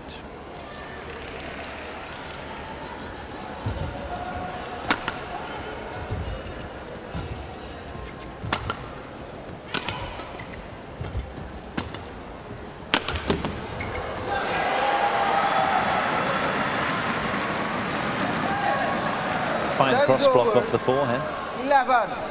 11-13.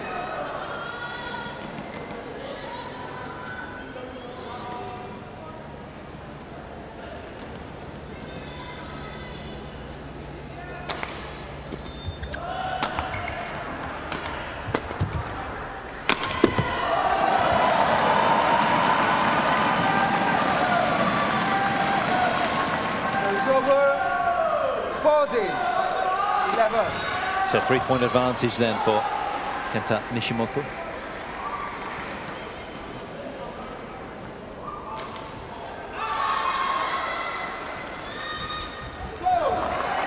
Clever serve to the sideline there. 15-11. Point to get. No effort whatsoever.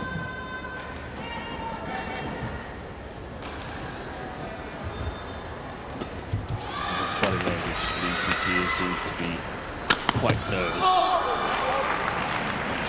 How'd you spot that, Steve?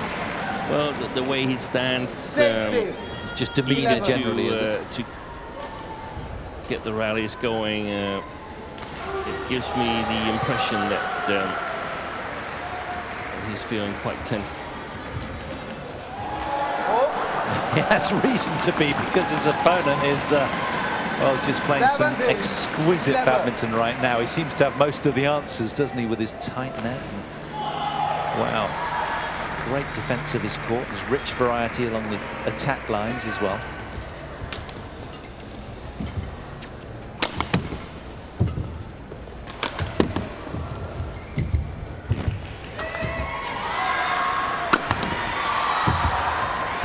Oh, brilliant point. Service over. 12-17. Well, this was terrific turnaround here. He was under a lot of pressure. That was gorgeous. Now, can he build on this little bit of momentum?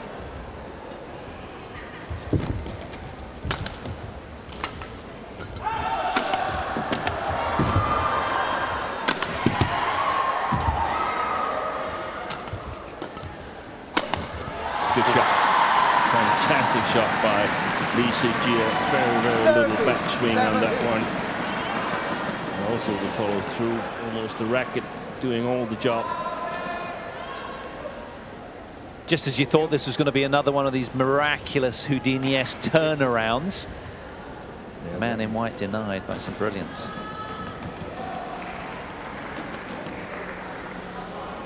That's a fantastic shot. So 2 points in a row for Lee Soo-jia of Malaysia.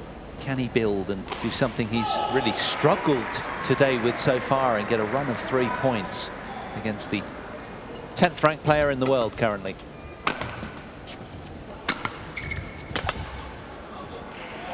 Yes, he can.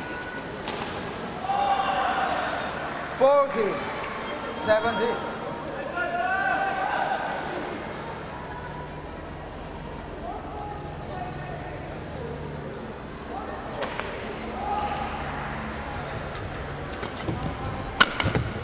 Excellent. Straight on the line. 15-17. If you're wondering why we haven't seen any challenges yet. It's because there is no challenge possibility here at the Asian Games. Yeah, back to the naked eye, old school. Well, nips the runner points. Service over. 18. Ceases that momentum there for a run of 3 for Lee. There's Nishimoto. Now, can he run with the lead and accentuate it?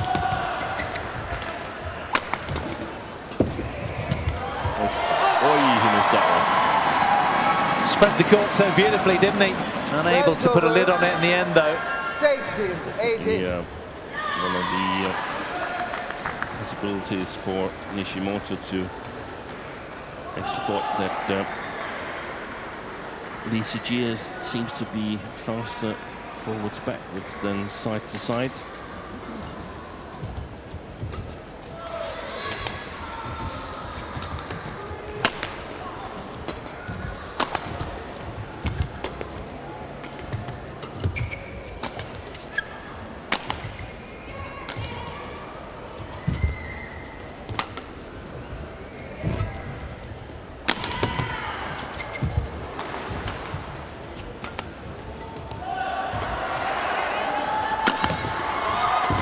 Well played.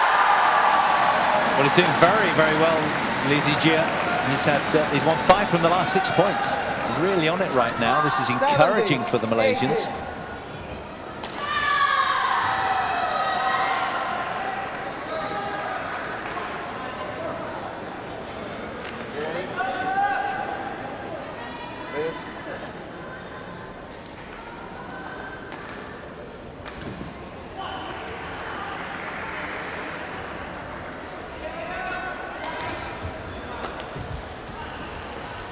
Stays in. 6 from 7 now. Really on a tear. Very encouraging, yeah. 18 all, deadlock opening game. Complexion of this one turning around nicely for Malaysian fans' perspective. Really important to convert. That's a terrible mistake. Really important now for Lee Sijia to convert this comeback into something tangible on the scoreboard, right? Win in this first game. Otherwise, it's totally back to not even square one.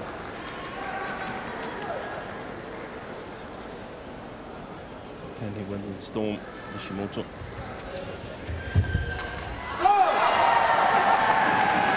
Yes is the answer so far. 2 game point opportunities for Kenta Nishimoto here to secure game 1.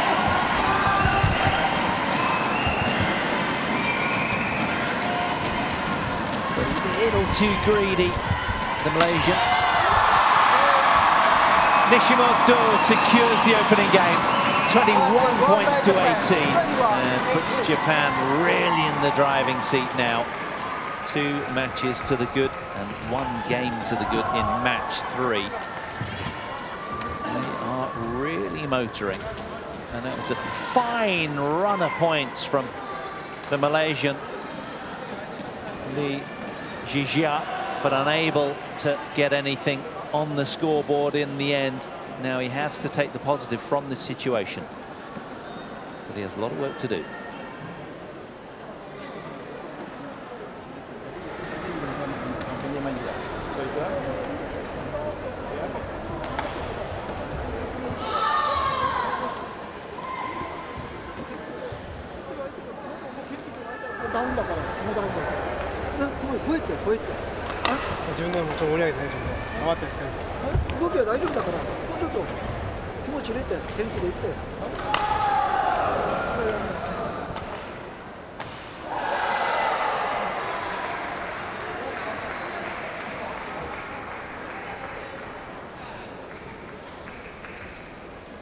Well, it's been a merciless performance so far from Team Japan. They've been frugal in error, watertight in defense more often than not. And Kenta Nishimoto knocking on the door of the top 10 with that career high ranking of 10th in the world, putting together another solid performance here, keeping the young 20-year-old Malaysian at bay. Nishimoto with the game lead here as we just about to start game 2 in match 3. If you are just joining us, welcome along. Day 1 of the Asian Games. Love all. The Astoria Stadium. Nishimoto, start of game 2.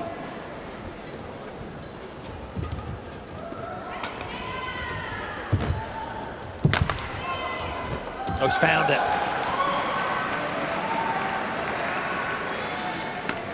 So it's over.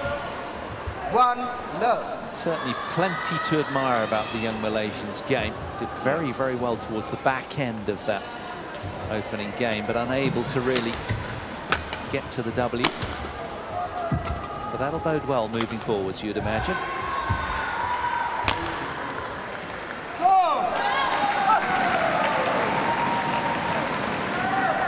Service over. 1-0. So, Steen, do you see it as a belief issue from the Lee's perspective, sort of, you know, towards that crunch end, or an experience issue of why he was unable, you know? Nishimoto played well, didn't he? Experience, he committed 2 fairly easy mistakes at the net at 18-all, and that sort of lost him the game. Did well to come back to give himself a chance at 18-all, but those 2 shots in the forehand at the net, they were not really what he was looking for. So it always helps being in these kind of situations. More times gives you sort of the confidence to dare to play. Sometimes when you get really tensed, you become so nervous about how it's going to go that you need to get it decided immediately. I want to know how this rally is going to end. Am I winning or am I losing? And you go for the 50-50 chances, which very often is more like 80-20 when you're at disadvantage. Yeah, he certainly seems to have the sort of skills in the skill bag, doesn't he, the orange-shirted Lee? But I guess it's just the glue that knits it together. Well put. I like what you said there. That resonates with me. It's just mastering those big moments, and you only really do that once you come through the fire. You can see he has the building stones to something that could be good. Played a number of international tournaments. The ECG hasn't been able to get in on a regular basis on the Super 1000 on the World Tour. It must be so tough to get traction at that kind of level.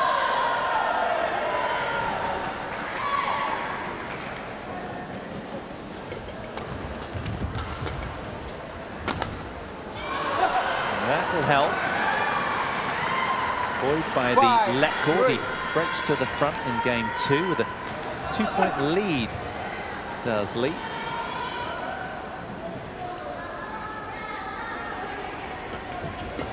There will be no match between Hong Kong and Mongolia.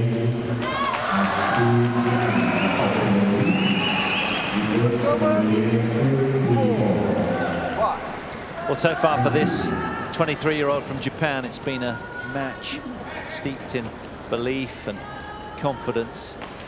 Just looks that little bit more assured, which was kind of what we expected coming in here, given the subtle ranking difference. Service over. 6-4. Looked like a diagonal worth exploring for Lee Si-ji. The short forehand of Nishimoto, and then the long backhand.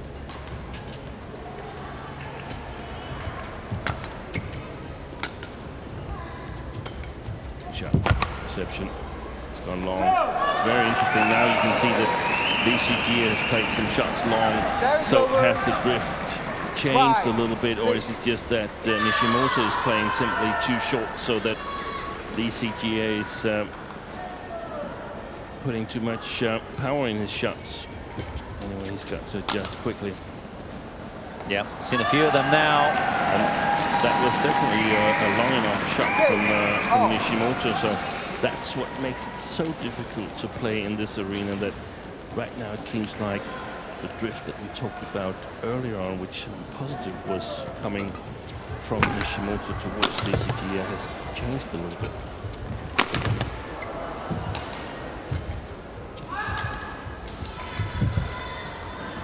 It's gone long again. Wow, and it's quite a bit actually. That is amazing.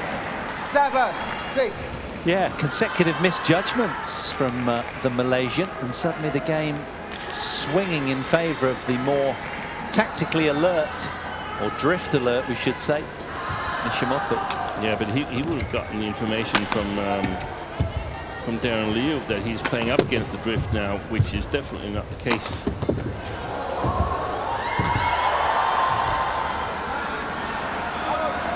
Good judgment there by DCG. 7-0. So a tight start to game 2.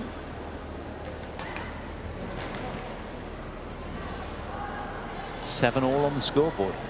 That one spilling well long over the back line in the end.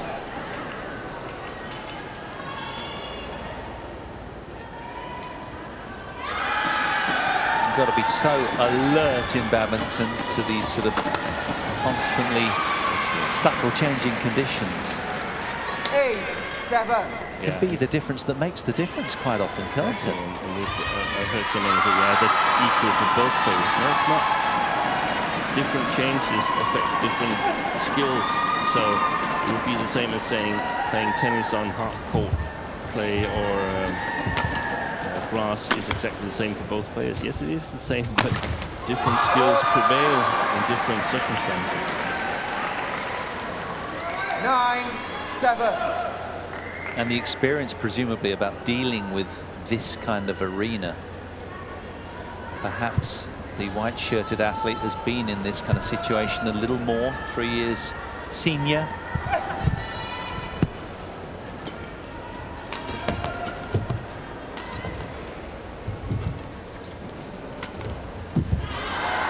Well, he seems laden with great deception, does Nishimoto. But DCG has played really well here in the second game, thinking about the at least 3 occasions where I've counted him to play long. So that's 3 of the 7 points that Nishimoto has got. So I think we could very well be in for a third and decisive game here, but let's not get ahead of ourselves. He's definitely playing well now in Malaysia. Just saying that, and then Nishimoto. To be fair, he came out with some magic there, didn't he? Sprinkled from his magic bottle. That was just timely. Let's see it again. Look at that. Great cross smash. Impeccable accuracy.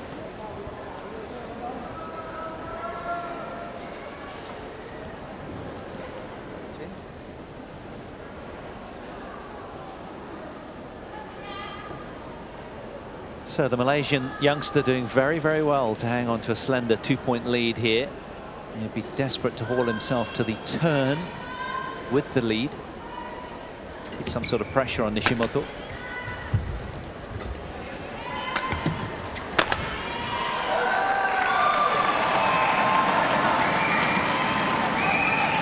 You still, Steen, sense that little sort of tug of drift sideways from left to right. Yeah, sideways. Drift.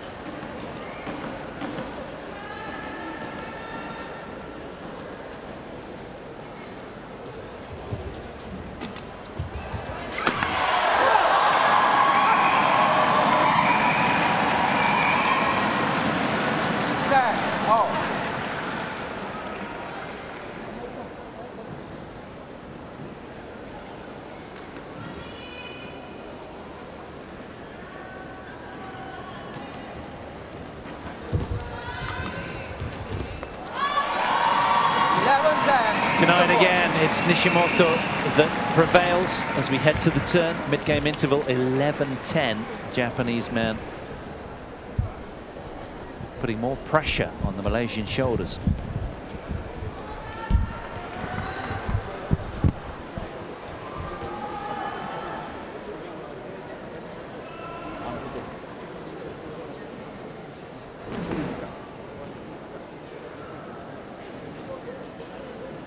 Concerned look on the faces of Malaysians. Go 20 seconds.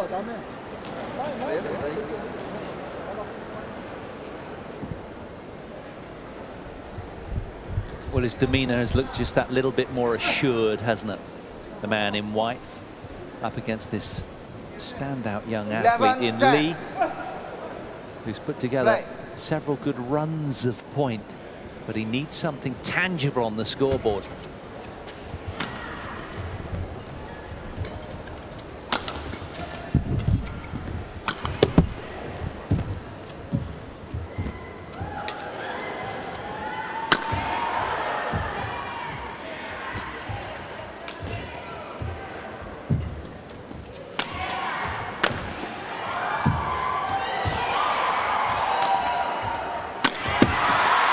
Fantastic rally.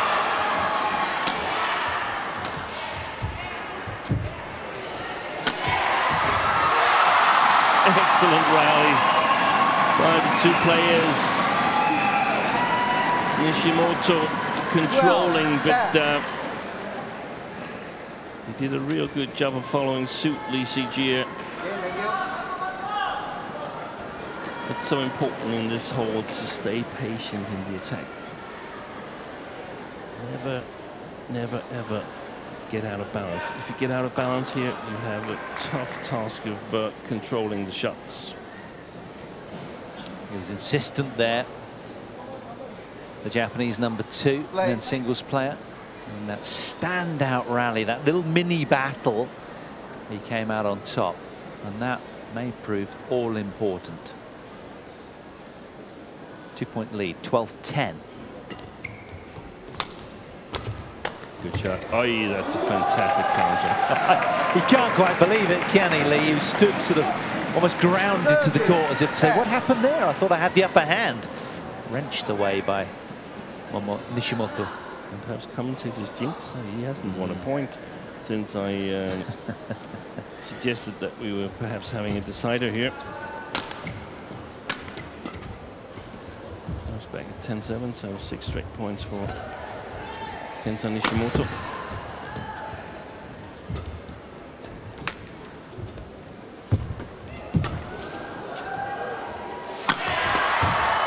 Oh, that's fantastic.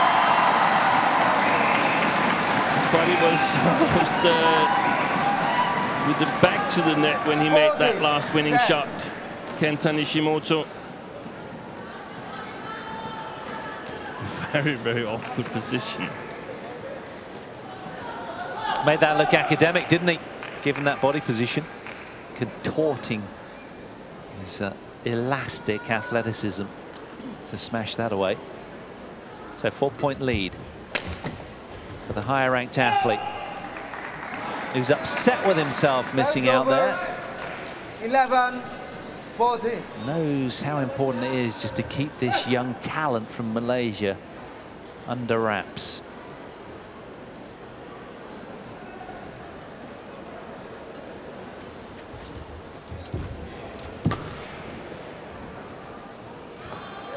Well, that's gone. There was a little hesitancy there. He thought about playing it.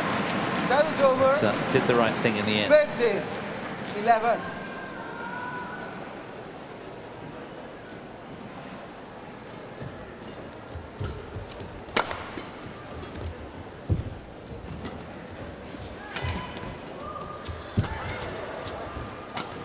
Good shot. Excellent straight slice drop there from Service over. Lee Si-jie. 12-15.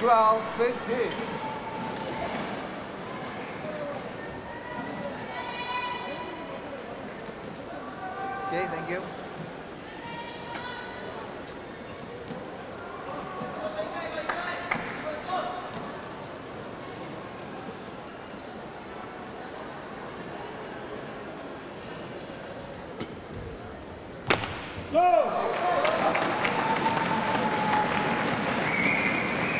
Service over.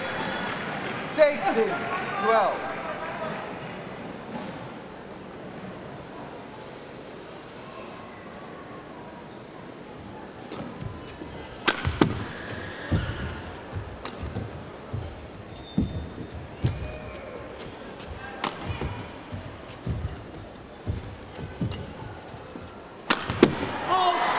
the radar slightly off with the final smash. The rest of it was very, very measured 13-16 from Nishimoto. But Li Zhijia just so desperate to stay in touch here. All important moments.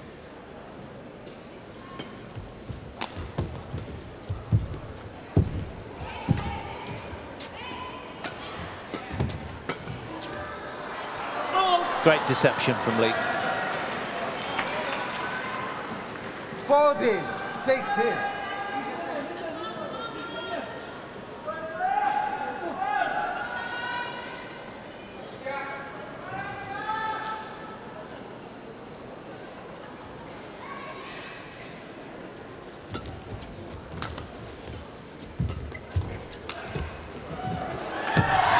He missed that one.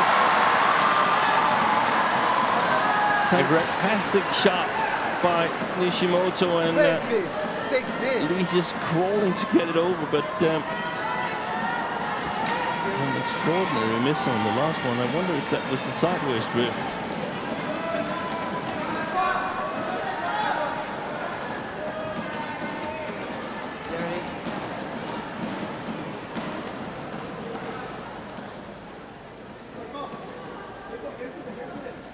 Play.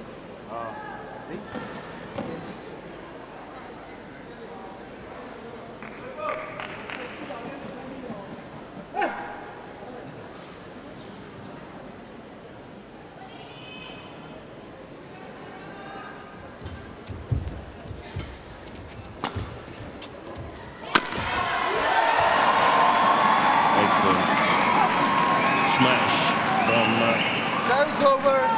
Kenta Nishimoto. 15. Just 4 points away from securing his team a quarterfinal berth.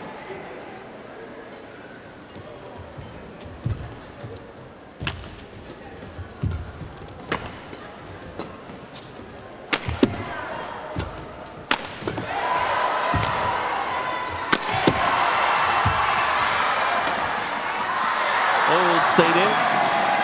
Oh, that's unfortunately a totally wrong call by the linesman. And we don't have any instant replay system. 18-15.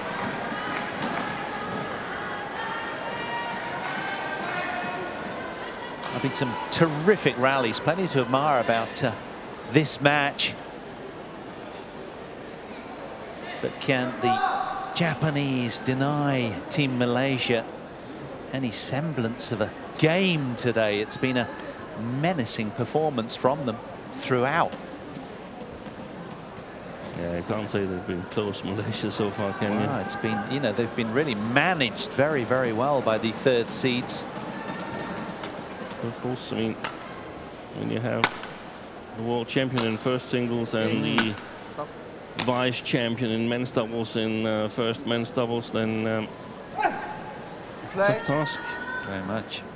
So 3 points away then, Kenta Nishimoto here.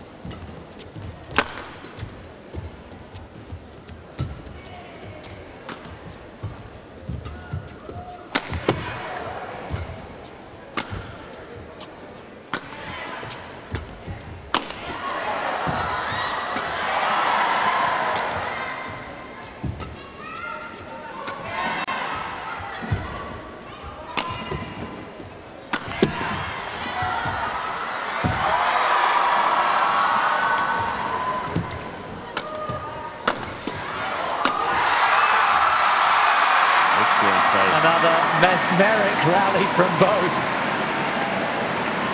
What's not to love about this men's singles? Service over.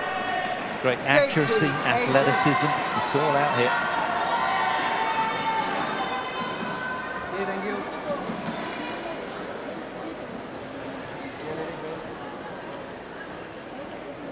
Working so hard to stay afloat is Gijia.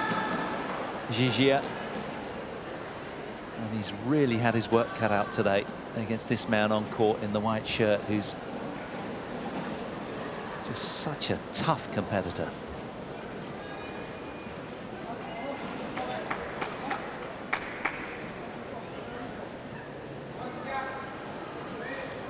Play.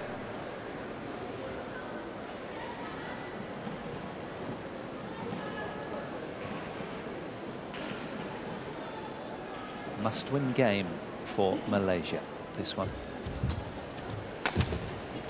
But it looks increasingly like it's not going to happen. The Japanese stranglehold tightens. That was about the same shot he missed at 18 all in the first game. That front court forehand shot. That one tried to play too close, got too greedy.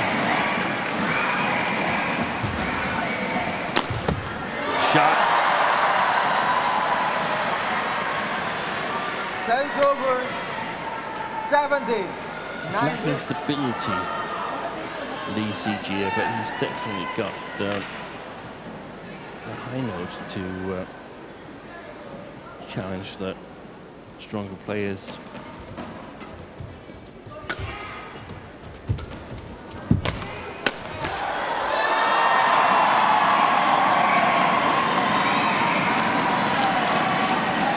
So here we are then. Match point and team match point for Japan here over Malaysia. And it'll be Kenta Nishimoto to deliver the win.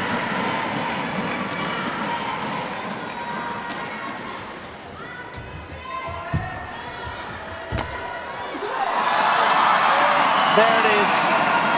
Generous support at the Astora Stadium for Kenta Nishimoto, who secures the men's team of Japan a win over Malaysia, 21-18, 21-17. And that means that the overall tie is won by Japan 3-0. It's been a menacing, merciless display today. They've been businesslike and convincing. An emphatic win, a statement win by the Japanese there as the flag waves here in the Astora Stadium. It's a fine win for them, and they, the third seeds, proving that they are very much a heavyweight team here, these young Japanese side. A 3-0 victory for them. They advance to the quarterfinals, and they will await the winner of Korea and Thailand, which will be decided on court 2, starting at 2 o'clock today. There's confirmation of the win. Didn't concede a solitary game. Japan, Kento Momota with his win over Darren Liu. Kamura and Sonoda with their win over Govishem and Tan Wee Kyong. And then Nishimoto with the final win over Lee Gijia. A solid performance from Nishimoto to secure the win. So Team Japan then go through to the quarterfinals, 3 wins to 0.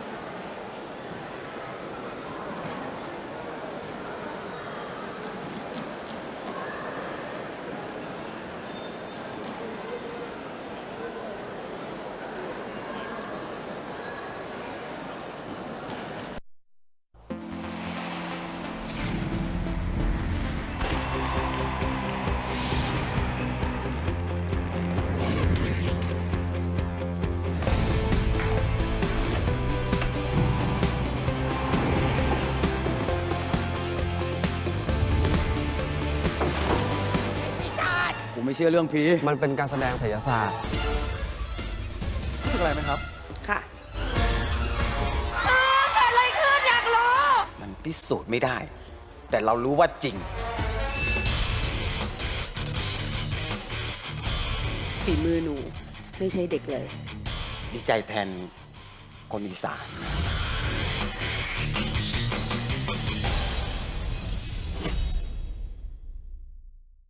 ความรักของเขาเกิดขึ้นได้เพราะม้วนแคสเซ็ตม้วนเดียวเทปที่เอามาแกะฟังเพลงมันยืดไปร้านซ่อมไปเจอตอนนั้นชอบเขาไหมเฉยๆคุณลุงครับพอเขามาเอาเทปให้ทำเทปนี่คิดตังค์เขาไหมตอนนั้นไม่ได้คิดทำไมไม่คิดตังค์ครับนึกชอบเขาครับนึกชอบเขา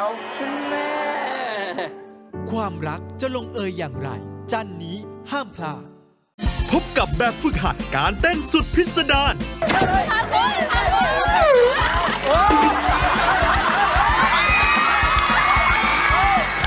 กับไอคอนเท้าไฟไอซ์รันยูใน Victory BNK48 อังคารที่ 21 สิงหาคมนี้ 3:15 นาทีเอาแบบแรงมากขึ้นนะครับทางช่อง Workpoint คนอวดผีพุธนี้พบกับเรื่องราวของผู้หญิงคนหนึ่งที่เชื่อว่าแม่ของเธอถูกวิญญาณผีปอบสิงร่างมันจ้องมากินกุ้งแต่เมื่อคืนแล้วมันนั่งอยู่ตรงทางสามแยกนี่แหละอีผีปอบริวจิตสัมผัสสื่อสารกับดวงวิญญาณตรงตู้นั่นน่ะมีของอะไรที่เป็นของสำคัญของเขาที่เขาชอบเก็บกลับไปเอาตรงนั้นออกมาเคลียร์ซะเขาเก็บไว้เพื่อไม่ให้พวกเธอลำบากสงครามความหมายกำลังจะเกิดขึ้น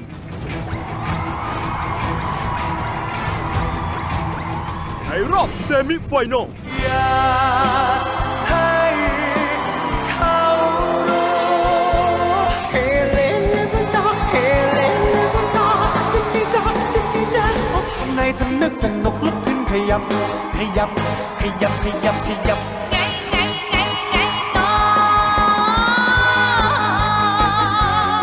ตรงๆเลยนะฮะห่วงเต้นไม่ห่วงฟังเขาร้องเลยฮะกับแขกรับเชิญสุดพิเศษ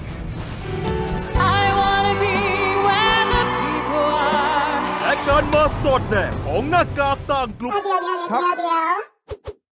อะไรเฮ้ยอะไรแอบดูตั้งนานติดตามได้นะ The Mask Project A พฤหัสบดีที่ 23 สิงหาคม 20:05 นาทีเป็นต้นไปไอ้ปีศาจผมไม่เชื่อเรื่องผีมันเป็นการแสดงไสยศาสตร์รู้สึกอะไรไหมครับค่ะเกิดอะไรขึ้นอยากรู้มันพิสูจน์ไม่ได้แต่เรารู้ว่าจริงฝีมือหนูไม่ใช่เด็กเลยดีใจแทนคนอีสาน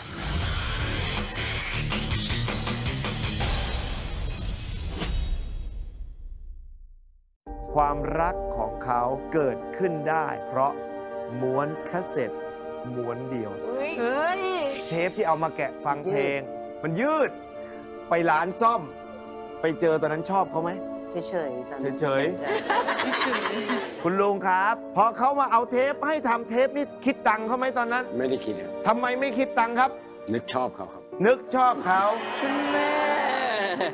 ความรักจะลงเอยอย่างไรจันนี้ห้ามพลาดพบกับแบบฝึกหัดการเต้นสุดพิสดาร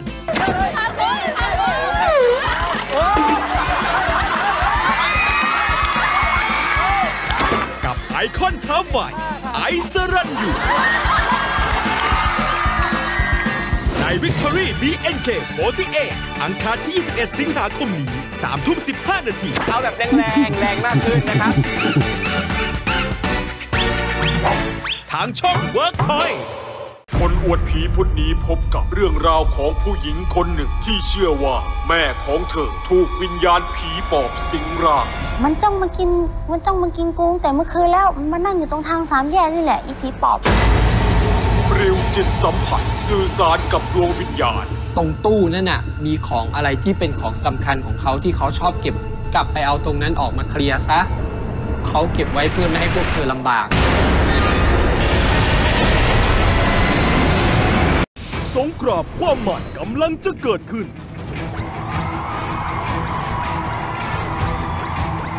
ในรอบเซมิไฟแนล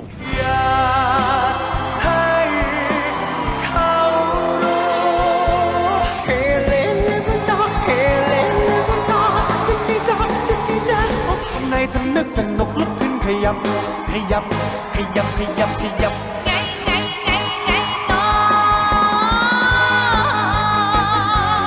พูดตรงๆเลยนะฮะห่วงเต้นไม่ห่วงฟังเขาร้องเลยฮะกับแขกรับเชิญสุดพิเศษ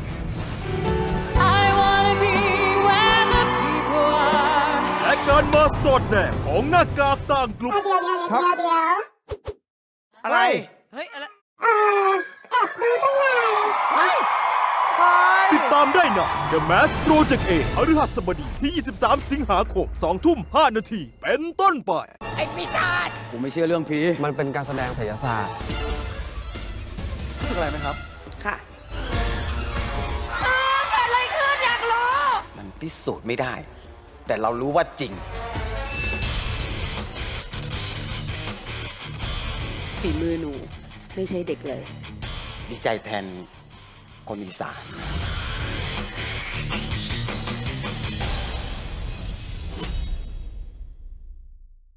ความรักของเขาเกิดขึ้นได้เพราะม้วนคาสเซ็ตม้วนเดียวเทปที่เอามาแกะฟังเพลงมันยืดไปร้านซ่อมไปเจอตอนนั้นชอบเขาไหมเฉยคุณลุงครับพอเขามาเอาเทปให้ทำเทปนี่คิดตังค์เขาไหมตอนนั้นไม่ได้คิดครับทำไมไม่คิดตังค์ครับนึกชอบเขาครับนึกชอบเขาความรักจะลงเอยอย่างไรจันนี้ห้ามพลาดพบกับแบบฝึกหัดการเต้นสุดพิสดาร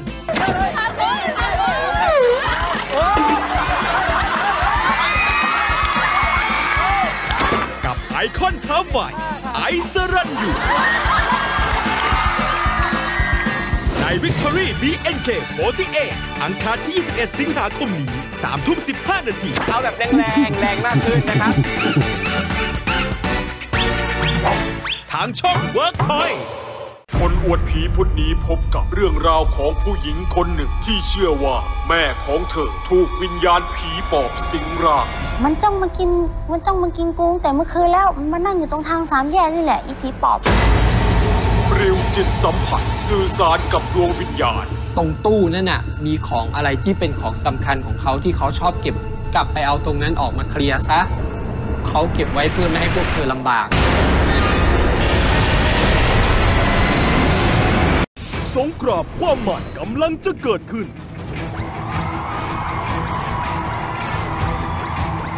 ในรอบเซมิไฟแนล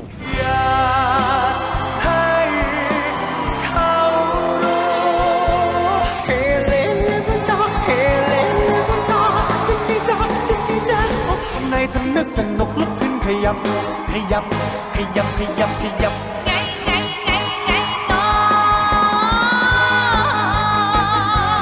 พูดตรงๆเลยนะฮะห่วงเต้นไม่ห่วงฟังเขาร้องเลยฮะกับแขกรับเชิญสุดพิเศษ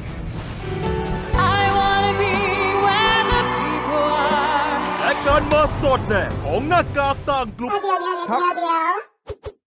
อะไรเฮ้ยอะไรดูตั้งนานติดตามได้ใน The Mask Project A พฤหัสบดีที่ 23 สิงหาคม 20:05 น.เป็นต้นไปไอ้ปีศาจผมไม่เชื่อเรื่องผีมันเป็นการแสดงไสยศาสตร์รู้สึกอะไรไหมครับค่ะเกิดอะไรขึ้นอยากรู้มันพิสูจน์ไม่ได้แต่เรารู้ว่าจริงฝีมือหนูไม่ใช่เด็กเลยดีใจแทนคนอีสาน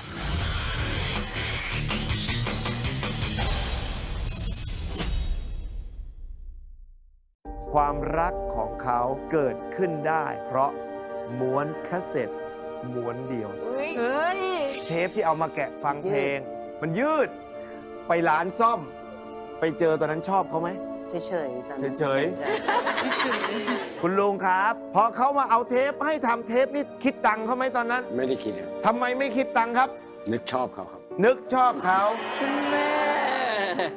ความรักจะลงเอยอย่างไรจันนี้ห้ามพลาดพบกับแบบฝึกหัดการเต้นสุดพิสดาร